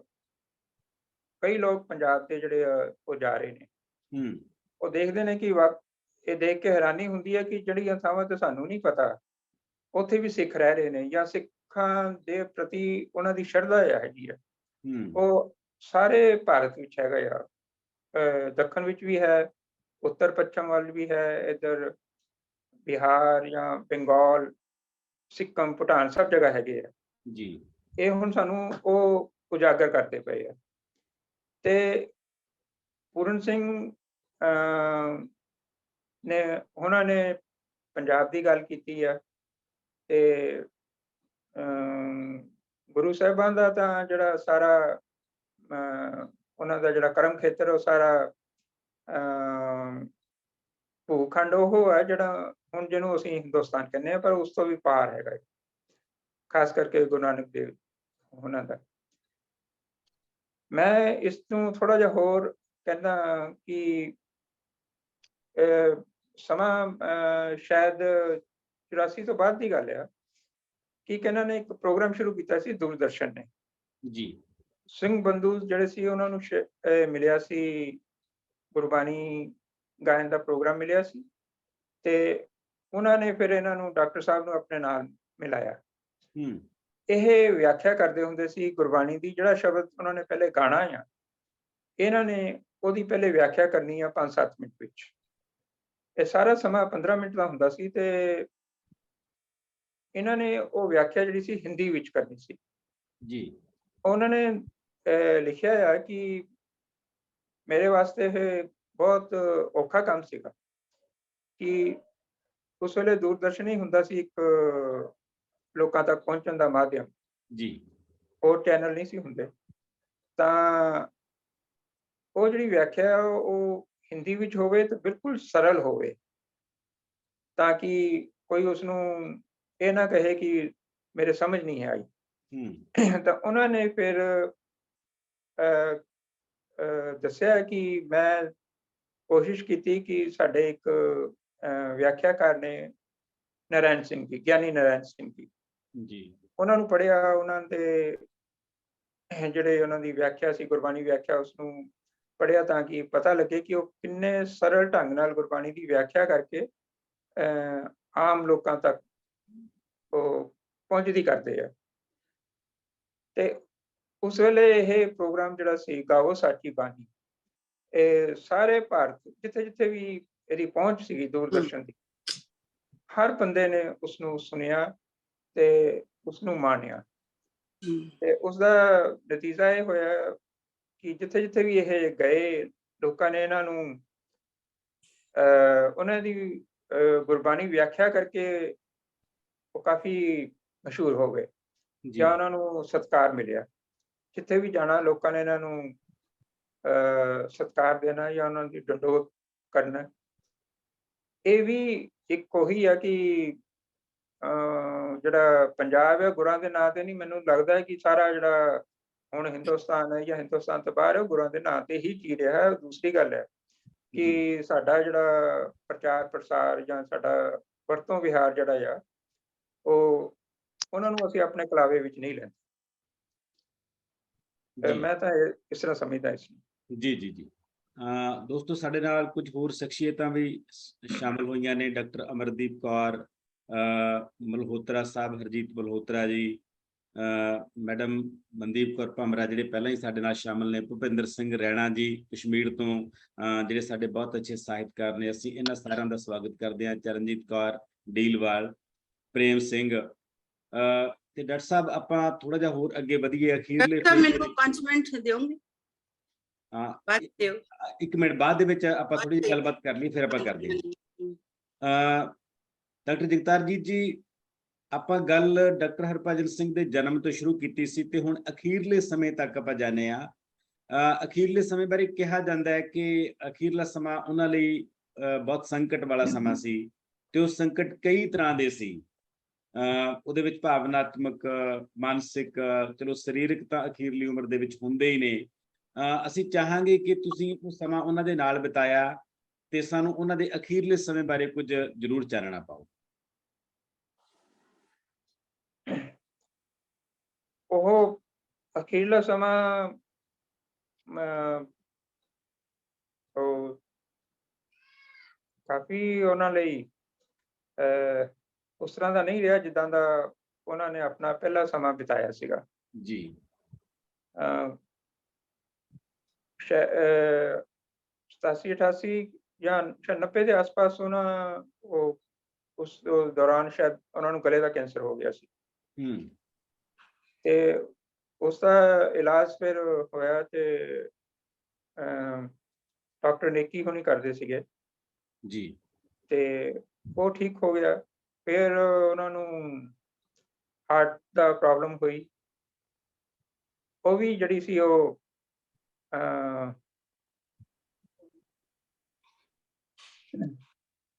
ਤੇ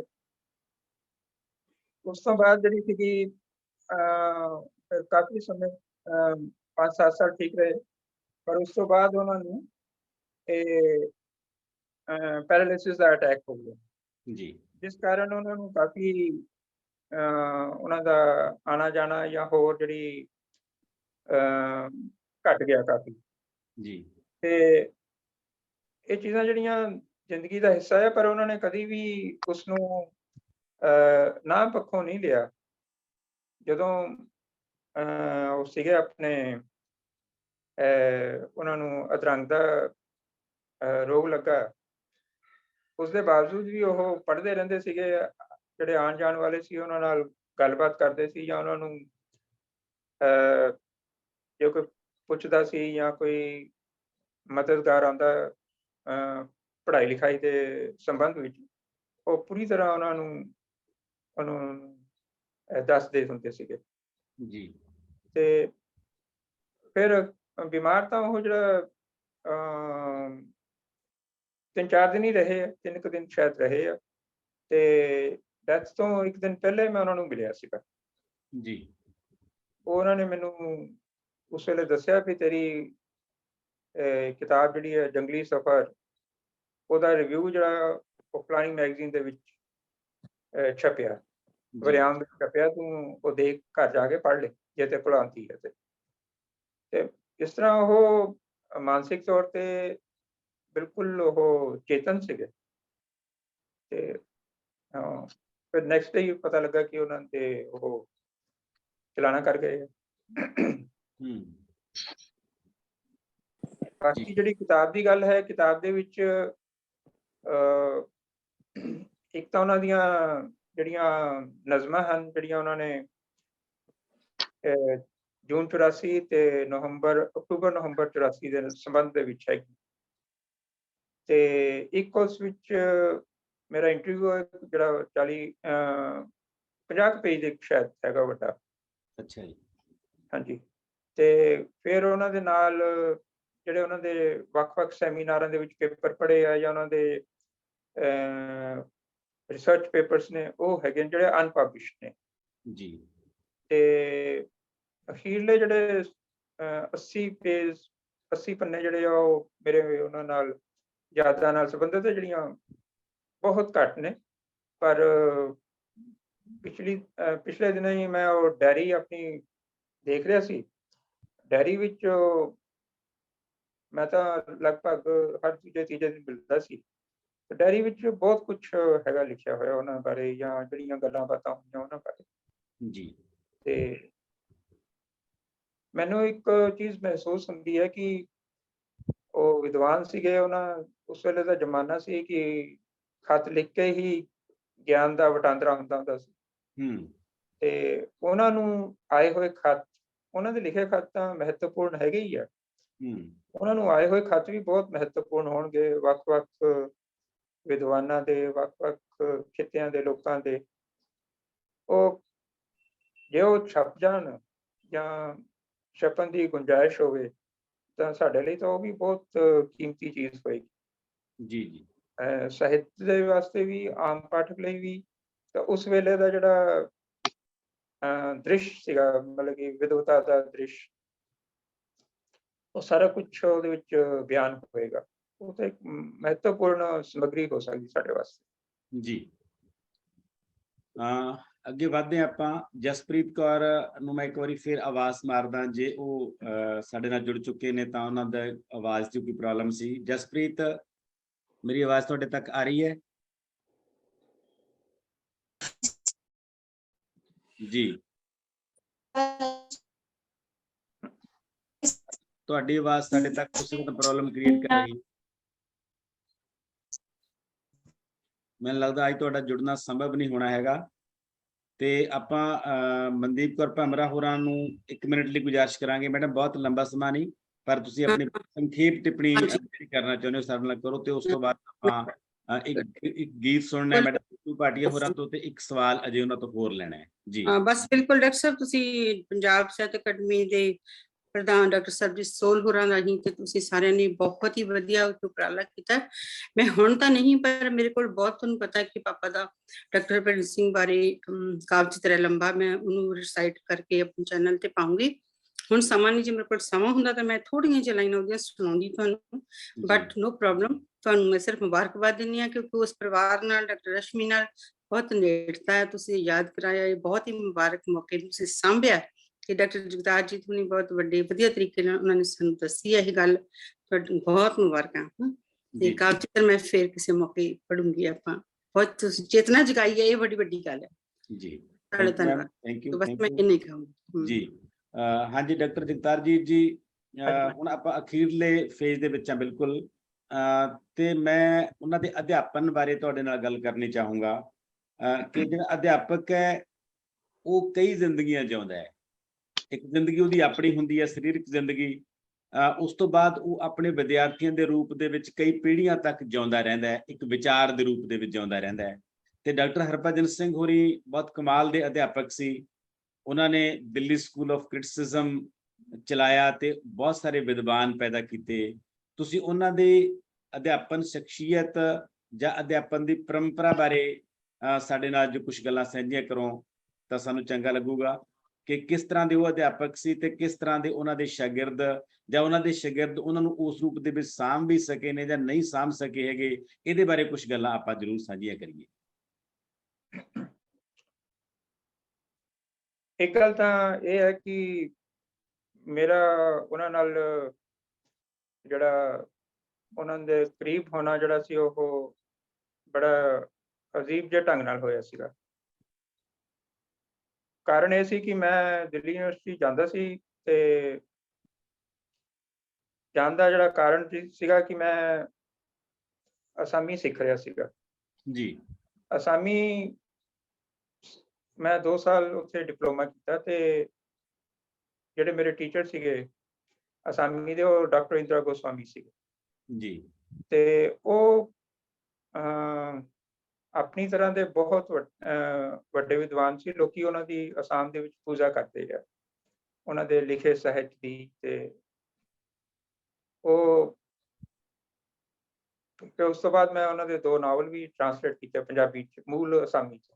ਜੀ ਤੇ ਉਹਨਾਂ ਨੇ ਹੀ ਇੱਕ ਵਾਰੀ ਡਾਕਟਰ ਸਾਹਿਬ ਨਾਲ ਮੈਨੂੰ, ਅਸੀਂ ਆ ਰਹੇ ਸੀਗੇ ਤੇ ਉਹ ਸਾਹਮਣੇ ਡਾਕਟਰ ਸਾਹਿਬ ਆ ਰਹੇ ਸੀ ਤੇ ਅਸੀਂ ਖੜੇ ਹੋ ਗਏ ਤੇ ਉਹਨਾਂ ਨੇ ਪੁੱਛਿਆ ਵੀ ਤੁਹਾਡਾ ਕੀ ਹਾਲ ਹੈ? ਤੇ ਉਹਨਾਂ ਨੇ ਕਿਹਾ ਮੈਂ ਠੀਕ ਹਾਂ, ਪਰ ਮੈਂ ਅੱਜ ਰਿਟਾਇਰ ਹੋ ਰਿਹਾ ਹਾਂ। ਜੀ ਤੇ ਉਹ ਹੈਰਾਨ ਹੋ ਗਈ ਕਿ ਉਸੇ ਡਿਪਾਰਟਮੈਂਟ ਵਿੱਚ ਕੰਮ ਕਰਦੀ ਹੈ ਤੇ ਦੂਸਰੀ ਗੱਲ ਇਹ ਕਿ ਤੁਸੀਂ ਰਿਟਾਇਰ ਹੋ ਰਹੇ ਹੋ ਤੇ ਤੁਹਾਡੇ ਵਾਸਤੇ ਕੋਈ ਵਿਦਾਇਗੀ ਸਮਾਗਮ ਕੁਝ ਨਹੀਂ ਹੈ।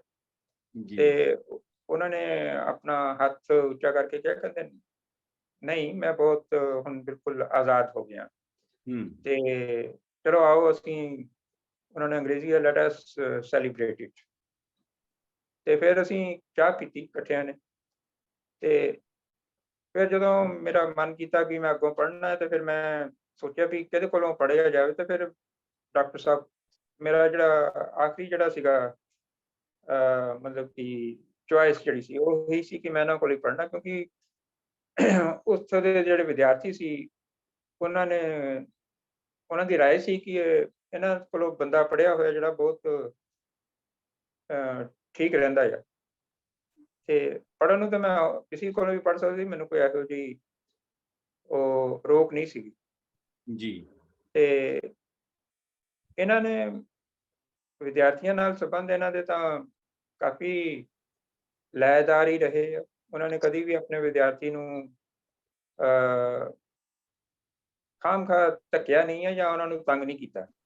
ਜੀ ਤੇ ਦੂਸਰਾ, ਉਹਨਾਂ ਨੂੰ ਆਪਣੀ ਵਿਦਵਤਾ ਦੇ ਉੱਤੇ ਇੰਨਾ ਪੱਕ ਸੀ ਕਿ ਉਹ ਖੁਦ ਕਹਿੰਦੇ ਸੀ ਤੁਸੀਂ ਫਲਾਣੇ ਜਿਹੜਾ ਵਿਦਵਾਨ ਹੈ ਉਹਦੇ ਕੋਲ ਜਾਓ। ਮੈਂ ਖੁਦ ਮਤਲਬ ਕਿ 5-6 ਲੋਕਾਂ ਕੋਲ ਗਿਆ, ਡਿਫਰੈਂਟ ਫੀਲਡ ਦੇ ਜਿਹੜੇ ਐਕਸਪਰਟ ਸੀ ਉਹਨਾਂ ਕੋਲ ਗਿਆ। ਤੇ ਆਮ ਤੌਰ ਤੇ ਜਿਹੜਾ ਅੱਜ ਕੱਲ੍ਹ ਦੇ ਜਿਹੜੇ PhD ਵਗੈਰਾ ਕਰਾਉਂਦੇ ਆ ਉਹਨਾਂ ਨੂੰ ਇਹੀ ਡਰ ਰਹਿੰਦਾ ਆ, ਉਹਦਾ ਇਹ ਵੀ ਨਹੀਂ ਦੱਸਦੇ ਵੀ ਕਿਸੇ ਨੂੰ ਸਬਜੈਕਟ ਵੀ ਨਾ ਦੱਸਿਓ ਆਪਣਾ, ਚੋਰੀ ਕਰ ਲਊਗਾ। ਜੀ ਪਰ ਉਹਨਾਂ ਨੂੰ ਪਤਾ ਸੀ ਕਿ ਮੈਨੂੰ ਇਸ ਤਰ੍ਹਾਂ ਦਾ ਇੱਕ ਵਾਰੀ ਏਦਾਂ ਦਾ ਹੋਇਆ ਕਿ ਮੈਂ ਮਾਰਕਸਵਾਦ ਬਾਰੇ ਪੁੱਛਣਾ ਸੀਗਾ ਤੇ ਮੈਂ ਜਿਹੜੇ ਉੱਥੇ ਸੰਬੰਧਿਤ ਲੋਕ ਸੀਗੇ ਮਾਰਕਸਵਾਦ ਦੇ ਜਿਹੜੇ ਕਹਿੰਦੇ ਬਹੁਤ ਵੱਡੇ ਜਾਣਕਾਰ ਆ, ਉਹਨਾਂ ਨੂੰ ਵੀ ਮਿਲਿਆ। ਉਹਨਾਂ ਨੇ ਇਹੋ ਜਿਹਾ ਮੈਨੂੰ ਘੁਮਾਇਆ ਕਿ ਮੈਨੂੰ ਕੁਝ ਨਹੀਂ ਸਮਝ ਆਇਆ। ਜੀ ਤੇ ਮੈਂ 2-3 ਵਾਰੀ ਮਿਲਿਆ, ਉਹ ਬਸ ਫਿਰ ਮੈਂ ਅਖੀਰ ਦੇ ਵਿੱਚ ਉਹਨਾਂ ਨੂੰ ਕਿਹਾ ਕਿ ਮੈਨੂੰ ਤਾਂ ਕੁਝ ਨਹੀਂ ਸਮਝ ਆ ਰਿਹਾ। ਤੇ ਕਹਿੰਦੇ ਕੋਈ ਗੱਲ ਨਹੀਂ, ਤੂੰ ਕੱਲ ਨੂੰ ਆਈ। ਫਿਰ ਉਹਨਾਂ ਨੇ ਮੈਨੂੰ 15-20 ਮਿੰਟ ਦੇ ਵਿੱਚ ਜਿਹੜੇ ਬੇਸਿਕ ਸੀ ਉਹ ਸਮਝਾ ਦਿੱਤੇ ਤੇ ਹੁਣ ਵੀ ਮੈਨੂੰ ਯਾਦ ਹੈ। ਤੇ ਉਹ ਯਾਦ ਹੋਣ ਦੇ ਇਲਾਵਾ ਜਿਹੜੇ ਜਿੱਥੇ ਅਪਲਾਈ ਹੁੰਦੇ ਆ ਜਾਂ ਉਹਨਾਂ ਦੇ ਤੁਸੀਂ ਕਿਸ ਤਰ੍ਹਾਂ ਉਹਨਾਂ ਨੂੰ ਹੋਰ ਜਿਹੜੇ ਉਹਨਾਂ ਦਾ ਐਕਸਟੈਂਸ਼ਨ ਹੈਗੀ ਆ ਉਸ ਮਾਰਕਸਵਾਦ ਦੀ, ਉਹ ਵੀ ਥੋੜੀ ਬਹੁਤੀ ਮਤਲਬ ਕਿ ਉਹ ਪਤਾ ਲੱਗ ਜਾਂਦਾ ਹੈ। ਜੀ ਪੜ੍ਹਾਉਣ ਦਾ ਢੰਗ ਤਾਂ ਬਿਲਕੁਲ ਵਿਲੱਖਣ ਹੀ ਸੀਗਾ। ਤੇ ਉਹ ਮੈਨੂੰ ਲੱਗਦਾ ਨਹੀਂ ਕਿ ਇਸ ਤਰ੍ਹਾਂ ਦਾ ਕੋਈ ਹੋਰ ਸਾਡੇ ਕੋਲ ਅਧਿਆਪਕ ਹੈਗਾ। ਤੇ ਬਾਕੀ ਜਿਹੜੇ ਉਹਨਾਂ ਦੇ ਨਾਲ ਸੰਗੀ ਸਾਥੀ ਸੀਗੇ, ਉਹਨਾਂ ਦੇ ਨਾਲ ਪੜ੍ਹਾਉਂਦੇ ਸੀਗੇ, ਉਹਨਾਂ ਨੇ ਉਹਨਾਂ ਨਾਲ ਕੀ ਵਿਹਾਰ ਕੀਤਾ ਇਹ ਇੱਕ ਸਭ ਨੂੰ ਪਤਾ ਵੀ ਹੈ ਤੇ ਵੱਖਰਾ ਵਿਸ਼ਾ ਹੈ। ਜੀ ਤੇ ਜੀ ਮੈਂ ਇਹ ਕਹਿ ਸਕਦਾ ਕਿ ਉਹ ਇੱਕ ਸੁਨਹਿਰਾ ਨਾ ਦੌਰ ਸੀਗਾ ਪੜ੍ਹਨ ਲਿਖਣ ਦਾ, ਜਾਂ ਕਿਉਂਕਿ ਉੱਥੇ ਇੱਕ ਪੂਰਾ ਮਾਹੌਲ ਸੀਗਾ ਹਰੇਕ ਡਿਪਾਰਟਮੈਂਟ ਦੇ ਵਿੱਚ। ਦਿੱਲੀ ਯੂਨੀਵਰਸਿਟੀ ਦੇ ਵਿੱਚ ਵੱਡੇ ਵੱਡੇ ਬੰਦੇ ਸੀਗੇ, ਵਿਦਵਾਨ ਸੀਗੇ ਤੇ ਸਾਰੇ ਮਤਲਬ ਉਹਨਾਂ ਦੀ ਇੱਕ ਵਿਦਵਤਾ ਦਾ ਸਤਰ ਸੀਗਾ, ਪੱਧਰ ਸੀਗਾ, ਉਹ ਹਿੰਦੀ 'ਚ ਵੀ ਸੀਗਾ, ਅੰਗਰੇਜ਼ੀ ਵਿੱਚ ਵੀ, ਪਰਸ਼ੀਅਨ ਦੇ ਵਿੱਚ ਵੀ। ਉੱਥੇ ਜਿਹੜੇ ਲੋਕ ਸੀਗੇ ਉਹ ਕਾਫੀ ਗੁਣੀ ਲੋਕ ਸੀਗੇ ਜੀ। ਤੇ ਇਸ ਤਰ੍ਹਾਂ ਹੀ ਆ, ਉਤਰਾ ਚੜ੍ਹਾਅ ਤਾਂ ਇਸ ਤਰ੍ਹਾਂ ਦੇ ਮਾਹੌਲ ਵਿੱਚ ਆਉਂਦੇ ਰਹਿੰਦੇ ਆ ਜੀ ਤੇ ਸਾਨੂੰ ਤਾਂ ਉਹਦੇ ਨਾਲ ਹੀ ਗੁਜ਼ਾਰਾ ਕਰਨਾ ਪੈਂਦਾ ਜਿਹੜਾ ਸਾਡੇ ਕੋਲ ਹੈ। ਜੀ ਜੀ ਉਸ ਤੋਂ ਅਲੱਗ ਤਾਂ ਅਸੀਂ ਕੁਛ ਨਹੀਂ ਕਰ ਸਕਦੇ। ਜੀ, ਬਹੁਤ ਅੱਛੀ।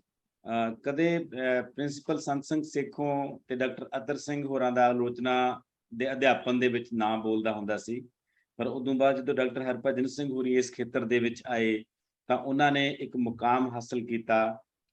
ਖਾਸ ਤੌਰ ਤੇ ਸੰਰਚਨਾਵਾਦ ਵਰਗੀਆਂ, ਰੂਪਵਾਦ ਵਰਗੀਆਂ ਜਿਹੜੀਆਂ ਨਵੀਆਂ ਸ਼ੈਲੀਆਂ ਨੂੰ ਪੰਜਾਬ ਦੇ ਵਿਦਿਆਰਥੀਆਂ ਤੱਕ ਜਿਸ ਰੂਪ ਦੇ ਵਿੱਚ ਉਹ ਲੈ ਕੇ ਗਏ, ਲਿਖਤਾਂ ਦੇ ਰੂਪ ਦੇ ਵਿੱਚ ਵੀ ਤੇ ਕਲਾਸਰੂਮ ਲੈਕਚਰ ਦੇ ਰੂਪ ਦੇ ਵਿੱਚ ਵੀ, ਉਹ ਕਮਾਲ ਹੈ ਆਪਣੇ ਆਪ ਦੇ ਵਿੱਚ। ਸਾਹਿਤ ਸਿਧਾਂਤ, ਆਰੰਭਿਕਾ, ਪਾਰਗਾਮੀ, ਰੂਪਕੀ, ਰਚਨਾ ਸੰਰਚਨਾ, ਸਾਹਿਤ ਵਿਗਿਆਨ, ਸਾਹਿਤ ਅਧਿਐਨ, ਪਤਰੰਜਲੀ ਤੇ ਹੋਰ ਕਿੰਨੇ ਹੀ ਪੁਸਤਕਾਂ ਨੇ ਜਿਹੜੀਆਂ ਉਹਨਾਂ ਦੀਆਂ ਆਲੋਚਨਾ ਦੀਆਂ, ਜਿਹੜੇ ਉਹ ਅਸਲ ਦੇ ਵਿੱਚ ਬੇਸਿਕਲੀ ਉਹਨਾਂ ਦੇ ਲੈਕਚਰ ਹੀ ਸੀ ਜਿਹੜੇ ਉਹਨਾਂ ਨੇ ਦਿੰਦੇ ਰਹੇ। ਤੇ ਉਹਨਾਂ ਸਾਰੀਆਂ ਸ਼ੈਲੀਆਂ ਨੂੰ ਤੇ ਪ੍ਰਣਾਲੀਆਂ ਨੂੰ ਇਹਨਾਂ ਨੇ ਪੰਜਾਬੀ ਕਵਿਤਾ ਦੇ ਵਿੱਚ ਲਿਆਂਦਾ। ਤੇ ਆਪਾਂ ਹੁਣ ਅਖੀਰ ਦੇ ਵਿੱਚ ਮੈਂ ਜੀ ਇੱਕ ਗੱਲ ਦੱਸ, ਇਹ ਜਿਹੜੇ ਉਹਨਾਂ ਦੀ ਉਹਨਾਂ ਨੇ ਇੱਕ ਨਵਾਂ ਅੰਦਾਜ਼ ਸ਼ੁਰੂ ਕੀਤਾ ਸੀ ਕਿ ਤੁਸੀਂ ਜਿਹੜਾ ਵੀ ਜੋ ਕੁਝ ਵੀ ਪੜ੍ਹਾਉਣਾ ਹੈ ਤੁਸੀਂ ਲਿਖ ਕੇ ਪੜ੍ਹਾਉਣਾ। ਪਹਿਲੇ ਉਹ ਲਿਖਿਆ ਜਾਂਦਾ ਸੀ ਜੀ, ਤੇ ਫਿਰ ਲਿਖਣ ਤੋਂ ਬਾਅਦ ਉਹ ਇੱਕ ਕਮੇਟੀ ਦੇ ਵਿੱਚ ਉਹ ਮਤਲਬ ਆਪਣੇ ਜਿਹੜੇ ਅਧਿਆਪਕ ਸੀ ਉਹਦੇ ਵਿੱਚ ਉਹ ਡਿਸਕਸ ਕਰਦੇ ਸੀਗੇ ਤੇ ਜੋ ਵੀ ਉਨਤਾਈ ਹੁੰਦੀ ਸੀ ਉਹਦੇ ਵਿੱਚ ਸੁਧਾਰ ਕੀਤਾ ਜਾਂਦਾ ਸੀ। ਬਹੁਤ ਅੱਛੀ। ਤੇ ਉਪਰੰਤ ਉਹ ਜਿਹੜੀ ਸੁਧਰਿਆ ਰੂਪ ਹੁੰਦਾ ਸੀ ਉਹੀ ਹੀ ਉਹਦੇ ਨੋਟਸ ਬਣਾ ਕੇ ਬੱਚਿਆਂ ਨੂੰ, ਜਿਹੜੇ ਵਿਦਿਆਰਥੀਆਂ ਨੂੰ ਪੜ੍ਹਾਇਆ ਜਾਂਦਾ ਸੀਗਾ। ਬਹੁਤ ਵਧੀਆ। ਇਹ ਪੱਧਤੀ ਜਿਹੜੀ ਸੀ ਮਤਲਬ ਕਿ ਇੱਕ ਸਮੂਹਿਕ ਯਤਨ ਸੀਗਾ ਜੀ, ਨਿੱਜੀ ਯਤਨ ਨਹੀਂ ਕਹਿ ਸਕਦੇ, ਸਮੂਹਿਕ। ਬਹੁਤ ਤੇ ਅੱਛੀ। ਉਸ ਸਮੂਹਿਕ ਯਤਨ ਤੋਂ ਬਾਅਦ ਫਿਰ ਇਹਨਾਂ ਦੇ ਜਿਹੜੇ ਇਹ ਕਿਤਾਬਾਂ ਹੈਗੀਆਂ ਇਹਨਾਂ ਦੀਆਂ ਜਿਹੜੀਆਂ ਇਹ ਇਹਨਾਂ ਦੇ ਨਿੱਜੀ ਹੈਗੇ ਆ, ਜੀ ਜੀ ਨਿੱਜੀ ਉਪਰਾਲੇ ਨੇ।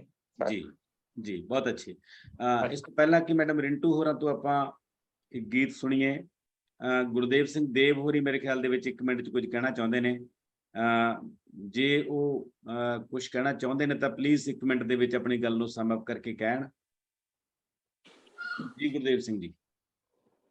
ਹਾਂਜੀ ਡਾਕਟਰ ਦੀਪ ਜੀ, ਪਹਿਲਾਂ ਤਾਂ ਤੁਹਾਨੂੰ ਬਹੁਤ-ਬਹੁਤ ਮੁਬਾਰਕ ਕਿ ਤੁਸੀਂ ਜਨਮ ਸ਼ਤਾਬਦੀ ਦੇ ਉੱਤੇ ਜਿਹੜਾ ਹੈਗਾ ਡਾਕਟਰ ਹਰਭਜਨ ਸਿੰਘ ਵਰਗੀ ਯੁੱਗ ਪੁਰਸ਼ ਸ਼ਖਸੀਅਤ ਨੂੰ ਪਾਠਕਾਂ ਦੇ ਸਰੋਤਿਆਂ ਦੇ ਸਾਹਮਣੇ ਪੇਸ਼ ਕੀਤਾ ਹੈ ਤੇ ਸਾਰੇ ਆਯੋਜਕਾਂ ਨੂੰ ਬਹੁਤ-ਬਹੁਤ ਵਧਾਈ ਤੇ ਨਾਲੇ ਧੰਨਵਾਦ। 1-2 ਗੱਲਾਂ ਜਿਹੜੀਆਂ ਤੁਸੀਂ ਕੀਤੀਆਂ ਸੀਗੀਆਂ, ਕਿਉਂਕਿ ਡਾਕਟਰ ਹਰਭਜਨ ਸਿੰਘ ਹੋਰਾਂ ਨੂੰ 5-7 ਵਾਰੀ ਮਿਲਣ ਦਾ ਮੌਕਾ ਮਿਲਿਆ, ਉਹਨਾਂ ਨੂੰ ਜਿਹੜਾ ਹੈਗਾ ਸੁਣਨ ਦਾ ਵੀ ਮੌਕਾ ਮਿਲਿਆ ਜੀ। ਤੇ ਉਹਨਾਂ ਦੇ ਵਿੱਚ ਜਿਹੜਾ ਹੈਗਾ ਪੰਜਾਬ ਯੂਨੀਵਰਸਿਟੀ ਚੰਡੀਗੜ੍ਹ ਦੇ ਵਿੱਚ ਇੱਕ ਉਹਨਾਂ ਦਾ ਇੱਕ ਰੂਬਰੂ ਪ੍ਰੋਗਰਾਮ ਹੋਇਆ ਸੀਗਾ ਜਦੋਂ ਅਸੀਂ ਪੜ੍ਹਦੇ ਹੁੰਦੇ ਸੀਗੇ 88-90 ਦੇ ਵਿੱਚ ਜੀ। ਤਾਂ ਉਹਦੇ ਵਿੱਚ ਉਹਨਾਂ ਨੇ ਕੁਝ ਦਿਲ ਦੀਆਂ ਗੱਲਾਂ ਕੀਤੀਆਂ ਸਨ। ਉਹਨਾਂ ਦਿਲ ਦੀਆਂ ਗੱਲਾਂ ਦੇ ਵਿੱਚ ਇੱਕ ਗੱਲ ਸੀ ਕਿ ਉਹਨਾਂ ਨੇ ਜਿਹੜੀ ਗੱਲ ਕਹੀ ਹੈ ਕਿ ਉਹ ਪਰਫੈਕਸ਼ਨ ਨੂੰ ਬੜਾ ਜਿਹੜਾ ਹੈਗਾ ਤਰਜੀਹ ਦਿੰਦੇ ਸੀ। ਉਹ ਪਰਫੈਕਸ਼ਨ ਇਸ ਤਰ੍ਹਾਂ ਦੀ ਸੀ ਕਿ ਉਹਨਾਂ ਦਾ ਜਿਹੜਾ ਅਸਲ ਦੇ ਵਿੱਚ PhD ਦਾ ਥੀਸਿਸ ਸੀਗਾ ਸ਼ੁਰੂ ਦੇ ਵਿੱਚ, ਉਹ ਸੀਗਾ ਗੁਰਮੁਖੀ ਲਿਪੀ ਦੇ ਵਿੱਚ ਹਿੰਦੀ ਕਾਵਿ ਜੀ। ਬਿਲਕੁਲ। ਤੇ ਉਸ ਸਮੇਂ ਦੇ ਵਿੱਚ ਜਿਹੜਾ ਹੈਗਾ, ਜਦੋਂ ਆਪਾਂ ਪਹਿਲਾਂ ਗੱਲ ਕਰ ਚੁੱਕੇ ਹਾਂ ਕਿ ਪੰਜਾਬੀ ਯੂਨੀਵਰਸਿਟੀ ਪਟਿਆਲਾ ਦੇ ਵਿੱਚ ਭਾਵੇਂ ਉਹਨਾਂ ਨੂੰ ਜਿਹੜਾ ਹੈਗਾ ਪ੍ਰਾਧਿਆਪਨ ਦਾ ਕਾਰਜ ਨਹੀਂ ਦਿੱਤਾ ਗਿਆ, ਪਰ ਦਿੱਲੀ ਯੂਨੀਵਰਸਿਟੀ ਦੇ ਵਿੱਚ ਉਹਨਾਂ ਦਿਨਾਂ ਦੇ ਵਿੱਚ ਕਹਿੰਦੇ ਡਾਕਟਰ ਮੈਨੇਜਰ ਪਾਂਡੇ ਤੇ ਜਿਹੜਾ ਹੈਗਾ ਹੋਰ ਵੱਡੇ ਨਾਂ ਸੀਗੇ ਹਿੰਦੀ ਡਿਪਾਰਟਮੈਂਟ ਦੇ ਵਿੱਚ। ਤੇ ਜਦੋਂ ਉੱਥੇ ਹਿੰਦੀ ਡਿਪਾਰਟਮੈਂਟ ਦੇ ਵਿੱਚ ਉੱਥੇ ਉਹ ਗਏ ਤਾਂ ਕਹਿੰਦੇ ਮੇਰੇ ਸਾਹਮਣੇ ਸਭ ਤੋਂ ਵੱਡੀ ਚੁਣੌਤੀ ਇਹ ਸੀ ਕਿ ਮੈਂ ਪੰਜਾਬੀ ਦਾ ਨਾਂ ਲੱਗਾ, ਹਾਲਾਂਕਿ ਉਹਨਾਂ ਦੀ ਜਿਹੜੀ ਵਿਦਿਆ ਸੀਗੀ ਉਹ ਅੰਗਰੇਜ਼ੀ ਵੀ ਸੀਗੀ, ਹਿੰਦੀ ਵੀ ਸੀ, ਪੰਜਾਬੀ ਵੀ ਸੀ ਜੀ। ਤੇ ਉਹਨਾਂ ਨੇ ਕਹਿੰਦਾ ਫਿਰ ਮੈਂ ਜਿਹੜਾ ਹੈਗਾ ਪੂਰੇ ਤਰੱਦਦ ਦੇ ਨਾਲ ਇਹ ਕੋਸ਼ਿਸ਼ ਕੀਤੀ ਕਿ ਮੇਰਾ ਹਿੰਦੀ ਦਾ ਲਹਿਜਾ ਜਿਹੜਾ ਹੈ ਉਹ ਕਿਸੇ ਵੀ ਹਿੰਦੀ ਵਾਲੇ ਜਿਹੜਾ ਹੈਗਾ ਬੰਦੇ ਤੋਂ ਊਣਾ ਨਾ ਰਹੇ। ਉਨੀ ਵਿੱਚ ਕਿੰਨਾ ਕੁ ਕਾਮਯਾਬ ਰਿਹਾ ਇਹ ਕਹਿੰਦਾ ਮੇਰਾ ਅਧਿਆਪਨ ਕਾਰਜ ਦੱਸ। ਤੇ ਇੱਕ ਗੱਲ ਜਿਹੜੀ ਹੈਗੀ ਹੈ ਹੋਰ ਮੈਂ ਕਰਨਾ ਚਾਹਾਂਗਾ ਕਿ ਉਹ ਇੱਕ ਜਿਹੜਾ ਹੈਗਾ ਕਵੀ ਦੇ ਤੌਰ ਤੇ ਜਿਹੜਾ ਹੈਗਾ ਜੋ ਉਹਨਾਂ ਦਾ ਰੁਤਬਾ ਸੀ ਉਹ ਗੰਭੀਰ ਰੁਤਬਾ ਸੀ। ਜਦੋਂ ਆਪਾਂ ਗੱਲ ਕਰਦੇ ਹਾਂ ਕਿ ਤੁਰੀ ਤੁਸੀਂ ਚੱਲ ਬੁੱਲਿਆ ਕਵਿਤਾ ਜਿਹੜੀ ਤੁਸੀਂ ਪੇਸ਼ ਕੀਤੀ ਸੀ ਤੇ ਉਹ ਕੁਝ ਗੱਲਾਂ ਜਿਹੜੀਆਂ ਨੇ, ਹਾਲਾਂਕਿ ਤੁਹਾਡੀ ਆਵਾਜ਼ ਡਾਕਟਰ ਦੀ problem ਆ ਰਹੀ ਹੈ ਜਗਤਾਰ ਨੈਟਵਰਕ ਜੀ ਦੀ ਸਿੰਘ ਸਰ। ਉਹਨਾਂ ਨੇ ਬਹੁਤ ਵਧੀਆ ਢੰਗ ਨਾਲ ਉਹਨਾਂ ਦੇ ਸਰਬਪੱਖੀ ਮੈਂ ਇਹ ਗੱਲ ਨਹੀਂ, ਉਹਦੇ ਵਿੱਚ ਫਲਸਫਾ ਵੀ ਹੈ ਤੇ ਉਹਨਾਂ ਨੇ ਆਪਣੀ ਕਾਵਿ ਯਾਤਰਾ ਦੇ ਵਿੱਚ ਜਿਵੇਂ ਜਿਵੇਂ ਨਵੇਂ ਰੂਪ ਤੇ ਨਵੇਂ ਵਿਚਾਰ ਜੁੜਦੇ ਰਹੇ ਨੇ, ਉਹਨਾਂ ਨੇ ਉਹਨੂੰ ਵੀ ਜਿਹੜਾ ਹੈਗਾ ਅਪਣਾਇਆ ਹੈ ਤੇ ਆਪਣੀ ਜਿਹੜੀ ਇੱਕ ਫਿਲਾਸਫੀ ਸੀ, ਆਪਣਾ ਜਿਹੜਾ ਦਰਸ਼ਨ ਸੀ, ਉਹਨੂੰ ਜਿਹੜਾ ਹੈਗਾ ਸਾਰੀ ਉਮਰ ਕਾਇਮ ਰੱਖਿਆ ਹੈ। ਤੇ ਇਹ ਗੱਲ ਜਿਹੜੀ ਹੈਗੀ ਆਖਰੀ ਮੈਂ ਕਹਿਣਾ ਚਾਹਾਂਗਾ, ਉਹ ਇਸ ਗੱਲ ਨੂੰ ਅਕਸਰ ਕਹਿੰਦੇ ਵੀ ਹੁੰਦੇ ਸੀ ਕਿ ਜਿਹੜੀਆਂ ਕਵਿਤਾਵਾਂ ਉਹਨਾਂ ਨੇ 84 ਤੋਂ ਬਾਅਦ ਲਿਖੀਆਂ, ਭਾਵੇਂ ਉਹ ਚੱਲ ਬੁੱਲਿਆ ਵਾਲੀ ਹੈਗੀ ਹੈ ਜਿਹਦੇ ਵਿੱਚ ਸੀ ਕਿ ਭੀੜ ਵਿੱਚ ਗੁਆਚ ਗਿਆ ਹੈ ਸਭ ਦਾ ਨਾਂ ਸਿਰਨਾਵਾ, ਜੀਕਣ ਵਿੱਚ ਹਨੇਰੇ ਡੁੱਬੀਆਂ ਕੁੱਲ ਰੁੱਖਾਂ ਦੀਆਂ ਛਾਵਾਂ, ਮਰਨ ਲਿਸਟ ਵਿੱਚ ਤੂੰ ਤੇਰੇ ਤੇ ਗੋਲੀ ਦੀਆਂ ਨਿਗਾਹਾਂ, ਜਿਉਣ ਲਿਸਟ ਵਿੱਚ ਬੁੱਲਿਆ ਤੇਰਾ ਕੀਕਣ ਨਾਉ ਲਿਖਾਵਾਂ, ਇਸ ਪਿੰਡ ਤੇਰਾ ਕੋਈ ਨਾ ਮਹਿਰਮ ਕਿਸ ਤੋਂ ਮੁੱਲ ਕਰਾਵਾਂ, ਇਸ ਪਿੰਡ ਤੋਂ ਚੰਗੀਆਂ ਬੁੱਲਿਆ ਉਜੜ ਥਾਵਾਂ, ਚੱਲ ਬੁੱਲਿਆ ਤੈਨੂੰ ਪਿੰਡੋਂ ਬਾਹਰ ਛੱਡਾਵਾਂ। ਤੇ ਇਹ ਟੀਸ ਉਹਨਾਂ ਦੀ 84 ਤੋਂ ਬਾਅਦ ਦੀ ਕਵਿਤਾ ਦੇ ਵਿੱਚ ਕਾਫੀ ਜਿਹੜਾ ਹੈਗਾ ਰੂਪ ਦੇ ਵਿੱਚ ਪੇਸ਼ ਹੋਈ ਹੈ ਤੇ ਉਹ ਕਵਿਤਾਵਾਂ ਉਹਨਾਂ ਨੇ ਆਮ ਮਹਿਫਲਾਂ ਵਿੱਚ ਸੁਣਾਈਆਂ ਨੇ, ਭਾਵੇਂ ਰਿਕਾਰਡ ਦੇ ਤੌਰ ਤੇ ਉਹ ਹੁਣ ਸਾਡੇ ਕੋਲ ਉਪਲਬਧ ਨਹੀਂ ਹੈ। ਡਾਕਟਰ ਜਗਤਾਰ ਜੀਤ ਵਰਗੇ ਜਿਹੜੇ ਉਹਨਾਂ ਦੇ ਬਹੁਤ ਨੇੜਲੇ ਨੇ, ਜੇ ਉਹਨਾਂ ਨੂੰ ਸਾਂਭ ਸਕਣ ਕਿਸੇ ਤਰੀਕੇ ਨਾਲ, ਉਹ ਸੰਪਾਦਿਤ ਹੋ ਕੇ ਸਾਡੇ ਸਾਹਮਣੇ ਪਾਠਕਾਂ ਦੇ ਸਾਹਮਣੇ ਆ ਸਕਣ, ਤਾਂ ਇਹ ਇਹਨਾਂ ਦਾ ਬਹੁਤ ਵੱਡਾ ਉਪਰਾਲਾ ਹੋਵੇਗਾ। ਤੇ ਮੈਂ ਇਸ ਗੁਜ਼ਾਰਿਸ਼ ਦੇ ਨਾਲ ਆਪਣੀ ਗੱਲ ਖਤਮ ਕਰਦਾ। ਧੰਨਵਾਦ ਤੁਹਾਡਾ ਟਾਈਮ ਦੇਣ ਲਈ। ਜੀ ਡਾਕਟਰ ਜਗਤਾਰ ਜੀਤ ਹੋਰਾਂ ਦੀ ਕਿਤਾਬ ਆਈ ਹੈ ਹੁਣ ਅਲਵਿਦਾ ਤੋਂ ਬਾਅਦ, ਉਹਦੇ ਵਿੱਚ ਕਵਿਤਾਵਾਂ ਹੈਗੀਆਂ ਨੇ ਸਾਰੀਆਂ, ਸੋ ਇਹ ਕਵਿਤਾਵਾਂ ਸਾਂਭੀਆਂ ਜਾ ਚੁੱਕੀਆਂ ਨੇ। ਹੁਣ ਇਹ ਕਿਤਾਬ ਆ ਵੀ ਚੁੱਕੀ ਹੈ ਤੇ ਇੱਕ ਕਿਤਾਬ ਅਜੇ ਉਵੇਂ ਰਵੀ ਸਾਹਿਤ ਪ੍ਰਕਾਸ਼ਨ ਨੇ ਛਾਪੀ ਹੈ, ਪਰ ਸਾਡੇ ਤੱਕ ਉਵੇਂ ਜੇ ਨਹੀਂ ਪਹੁੰਚ ਸਕੀ ਹੈਗੀ, ਤੇ ਉਮੀਦ ਕਰਦੇ ਹਾਂ ਕਿ ਅਗਲੇ ਸਮੇਂ ਦੇ ਵਿੱਚ ਸਾਡੇ ਕੋਲੇ ਇਹ ਕਿਤਾਬ ਪਹੁੰਚੂਗੀ। ਮੈਂ ਇੱਕ ਗੱਲ ਕਰਨੀ ਸੀ ਜੀ। ਹਾਂਜੀ ਡਾਕਟਰ ਸਾਹਿਬ। ਹਾਂਜੀ, ਇੱਕ ਨਾ ਮੈਨੇਜਰ ਪਾਂਡੇ ਜਿਹੜੇ ਸੀਗੇ, ਇਹ ਦਿੱਲੀ ਯੂਨੀਵਰਸਿਟੀ 'ਚ ਨਹੀਂ, ਇਹ JNU ਦੇ ਵਿੱਚ ਪੜ੍ਹਾਉਂਦੇ ਸੀਗੇ ਜੀ। ਤੇ ਇਹ ਡਾਕਟਰ ਨਾਮਵਰ ਸਿੰਘ ਦੇ ਉਹ ਹੈਗੇ ਨੇ ਸ਼ਿਸ਼ ਨੇ ਜੀ। ਤੇ ਇਹ ਡਾਕਟਰ ਹਰਭਜਨ ਸਿੰਘ ਨੇ ਜਿਹੜੀ ਉਹ ਆਪਣਾ ਥੀਸਿਸ ਲਿਖਿਆ ਸੀਗਾ ਗੁਰਮੁਖੀ ਲਿਖੀ, ਹਾਂਜੀ, ਉਹ ਉਹਨਾਂ ਦੇ ਹਿੰਦੀ ਕਾਵਿ, ਹਾਂਜੀ ਹਿੰਦੀ ਕਾਵਿ, ਉਹਨਾਂ ਦੇ ਗਾਈਡ ਸੀਗੇ ਡਾਕਟਰ ਨਰਿੰਦਰ ਜੀ। ਡਾਕਟਰ ਨਗੇਂਦਰ ਹਿੰਦੀ ਦੇ ਮੁਖੀ ਸੀਗੇ ਦਿੱਲੀ ਯੂਨੀਵਰਸਿਟੀ ਦੇ ਵਿੱਚ, ਤੇ ਉਹ ਬਹੁਤ ਹੀ ਸਖਤ ਸੁਭਾਅ ਦੇ ਸੀਗੇ ਜੀ। ਇਹ ਦੱਸਦੇ ਹੁੰਦੇ ਸੀ ਕਿ ਮੈਂ ਉਹਦੇ ਜਦੋਂ ਮਿਲਣ ਜਾਣਾ ਤੇ ਮੈਂ ਉਹਦੇ ਦਰਵਾਜ਼ੇ ਤੇ ਖੜਾ ਰਹਿਣਾ, ਜਦੋਂ ਉਸਨੇ ਕਹਿਣਾ ਕਿ ਹੁਣ ਅੰਦਰ ਆ ਜਾਓ ਤਾਂ ਮੈਂ ਅੰਦਰ ਜਾਂਦਾ ਹੁੰਦਾ ਸੀ, ਨਹੀਂ ਤਾਂ ਉਹ ਜਿੰਨੀ ਦੇਰ ਮਰਜ਼ੀ ਉਹਦਾ ਚਿੱਤ ਕਰੇ ਉਹ ਬਾਹਰ ਉਹਨਾਂ ਨੂੰ ਖੜਾ ਰੱਖ ਸਕਦਾ ਸੀਗਾ। ਕੀ ਬਾਤ, ਕੀ ਬਾਤ। ਤੇ ਇੱਕ ਗੱਲ ਹੋਰ ਹੈ ਕਿ ਸਾਡੇ ਜਿਹੜੇ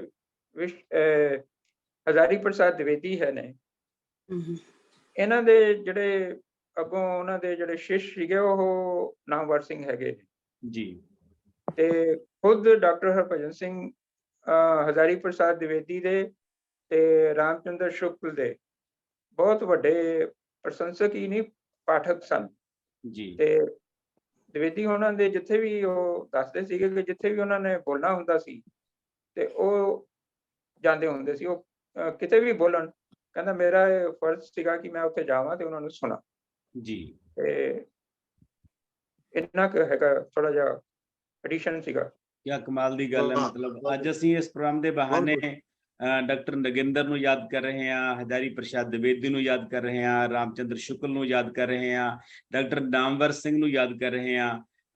ਇਹਨਾਂ ਬੰਦਿਆਂ ਬਾਰੇ ਗੱਲ ਕਰਨਾ ਜਾਂ ਇਹਨਾਂ ਬੰਦਿਆਂ ਨੂੰ ਪੜ੍ਹਨਾ, ਭਾਰਤੀ ਸਾਹਿਤ ਦੇ ਵਿੱਚ ਇਹਨਾਂ ਦਾ ਐਡਾ ਵੱਡਾ ਰੁਤਬਾ ਸੀ ਇਹਨਾਂ ਬੰਦਿਆਂ ਦਾ। ਤੇ ਡਾਕਟਰ ਹਰਭਜਨ ਸਿੰਘ ਹੋਰੀ ਉਹਨਾਂ ਨੂੰ ਪੜ੍ਹਦੇ ਵੀ ਰਹੇ, ਉਹਨਾਂ ਨੂੰ ਮਾਣਦੇ ਵੀ ਰਹੇ। ਤੇ ਅੱਜ ਅਸੀਂ ਜੇ ਇਹ ਕਹੀਏ ਕਿ ਪੰਜਾਬੀ ਸਾਹਿਤ ਦੇ ਵਿੱਚ ਉਹਨਾਂ ਦਾ ਰੁਤਬਾ ਕਿਸੇ ਨਾਮਵਰ ਸਿੰਘ ਤੋਂ ਘੱਟ ਨਹੀਂ ਹੈਗਾ ਜਾਂ ਕਿਸੇ ਰਾਮ ਬਿਲਾਸ ਸ਼ਰਮਾ ਤੋਂ ਘੱਟ ਨਹੀਂ ਹੈਗਾ।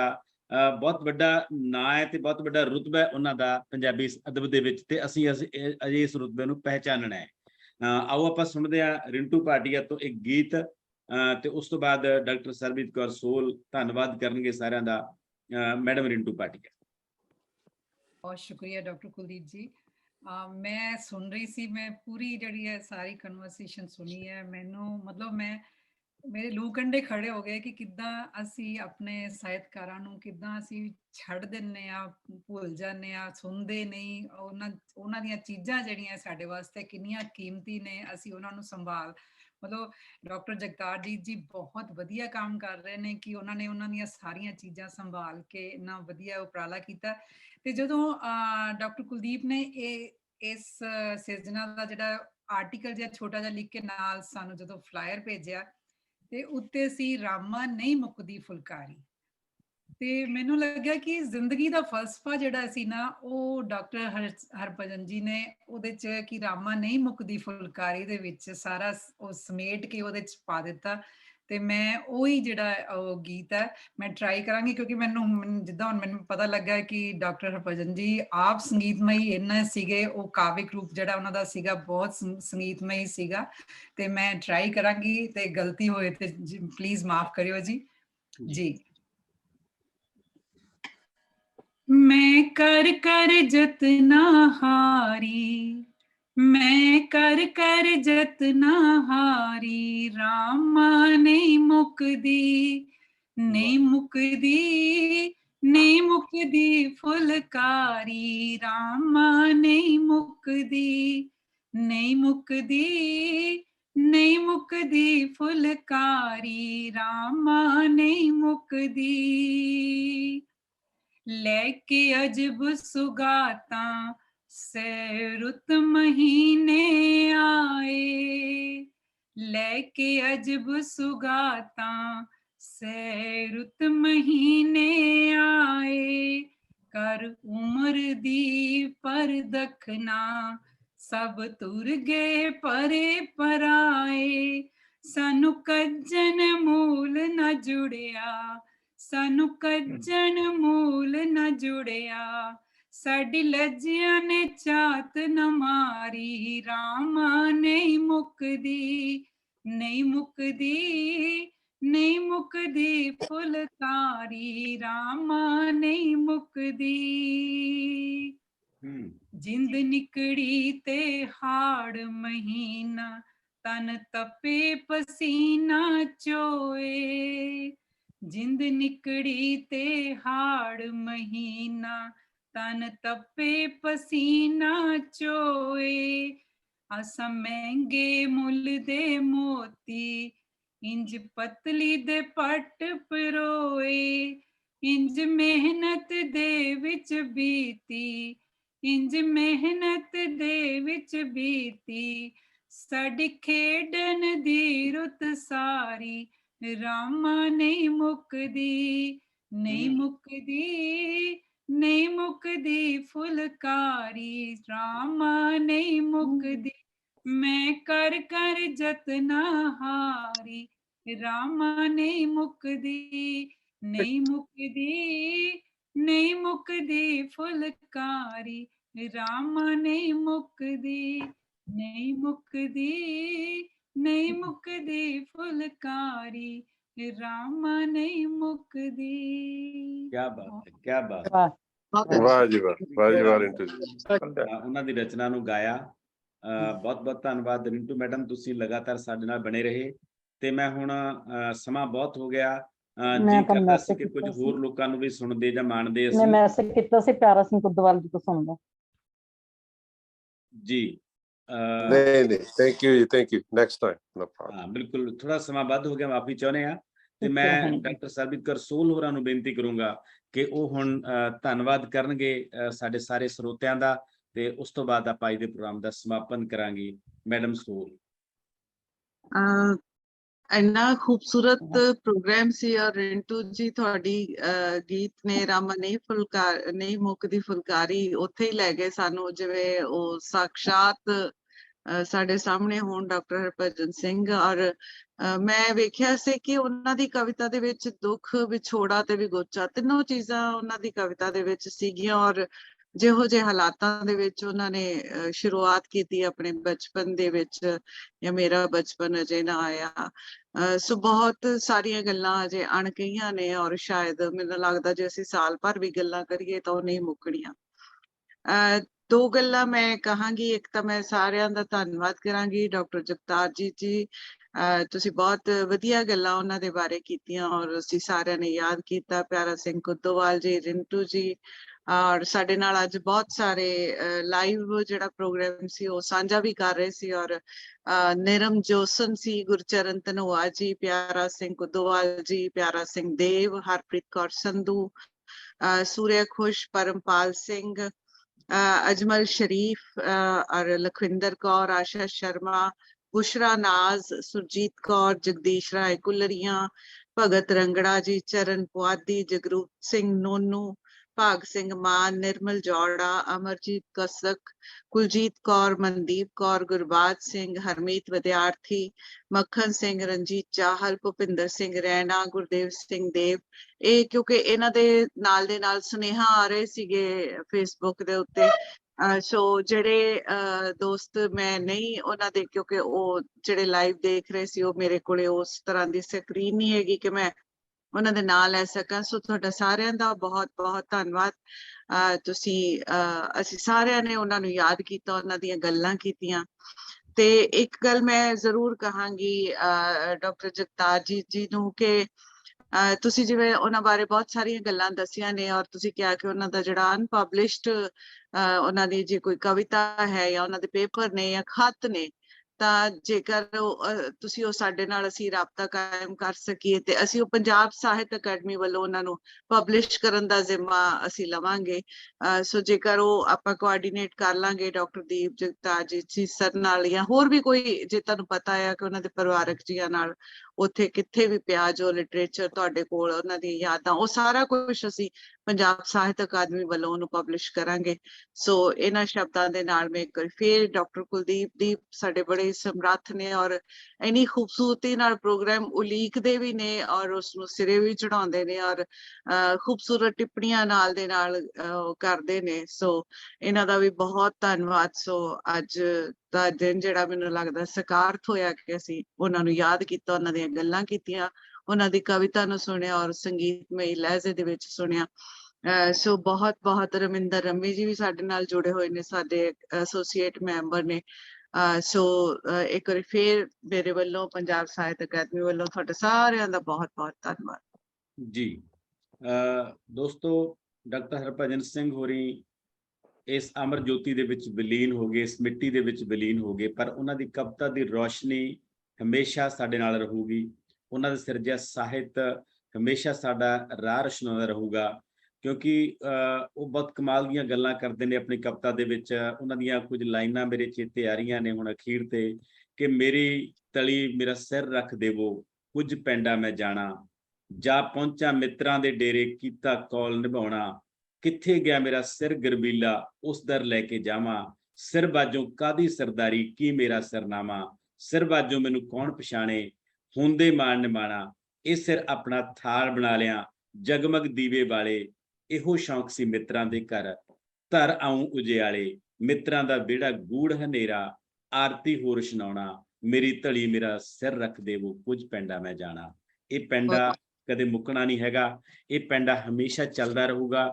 ਅਸੀਂ ਆਪਣੇ ਵਡੇਰਿਆਂ ਤੋਂ ਰੌਸ਼ਨੀ ਲੈ ਕੇ ਅੱਗੇ ਵੱਲ ਨੂੰ ਜਾਣਾ ਹੈ, ਤੇ ਉਮੀਦ ਕਰਦੇ ਹਾਂ ਕਿ ਅੱਜ ਦੇ ਇਸ ਪ੍ਰੋਗਰਾਮ ਰਾਹੀਂ ਅਸੀਂ ਕੁਝ ਕਦਮ ਹੋਰ ਅਗਾਂਹ ਵੱਲ ਜ਼ਰੂਰ ਪੁੱਟੇ ਹੋਣਗੇ, ਆਪਣੇ ਅੰਦਰੋਂ ਕੁਝ ਚਾਨਣ ਸਾਨੂੰ ਪ੍ਰਾਪਤ ਹੋਇਆ ਹੋਊਗਾ, ਤੇ ਜੇ ਅਸੀਂ ਡਾਕਟਰ ਹਰਭਜਨ ਸਿੰਘ ਹੋਰਾਂ ਨੂੰ ਪੂਰਾ ਪੜਾਂਗੇ ਤਾਂ ਹੋਰ ਬਹੁਤ ਸਾਰਾ ਚਾਨਣ ਅਸੀਂ ਉਹਨਾਂ ਤੋਂ ਲਵਾਂਗੇ। ਉਹ ਚਾਨਣ ਦਾ ਭੰਡਾਰ ਨੇ, ਅਸੀਂ ਲੱਭਣਾ, ਅਸੀਂ ਸਮਝਣਾ, ਅਸੀਂ ਜਾਣਨਾ।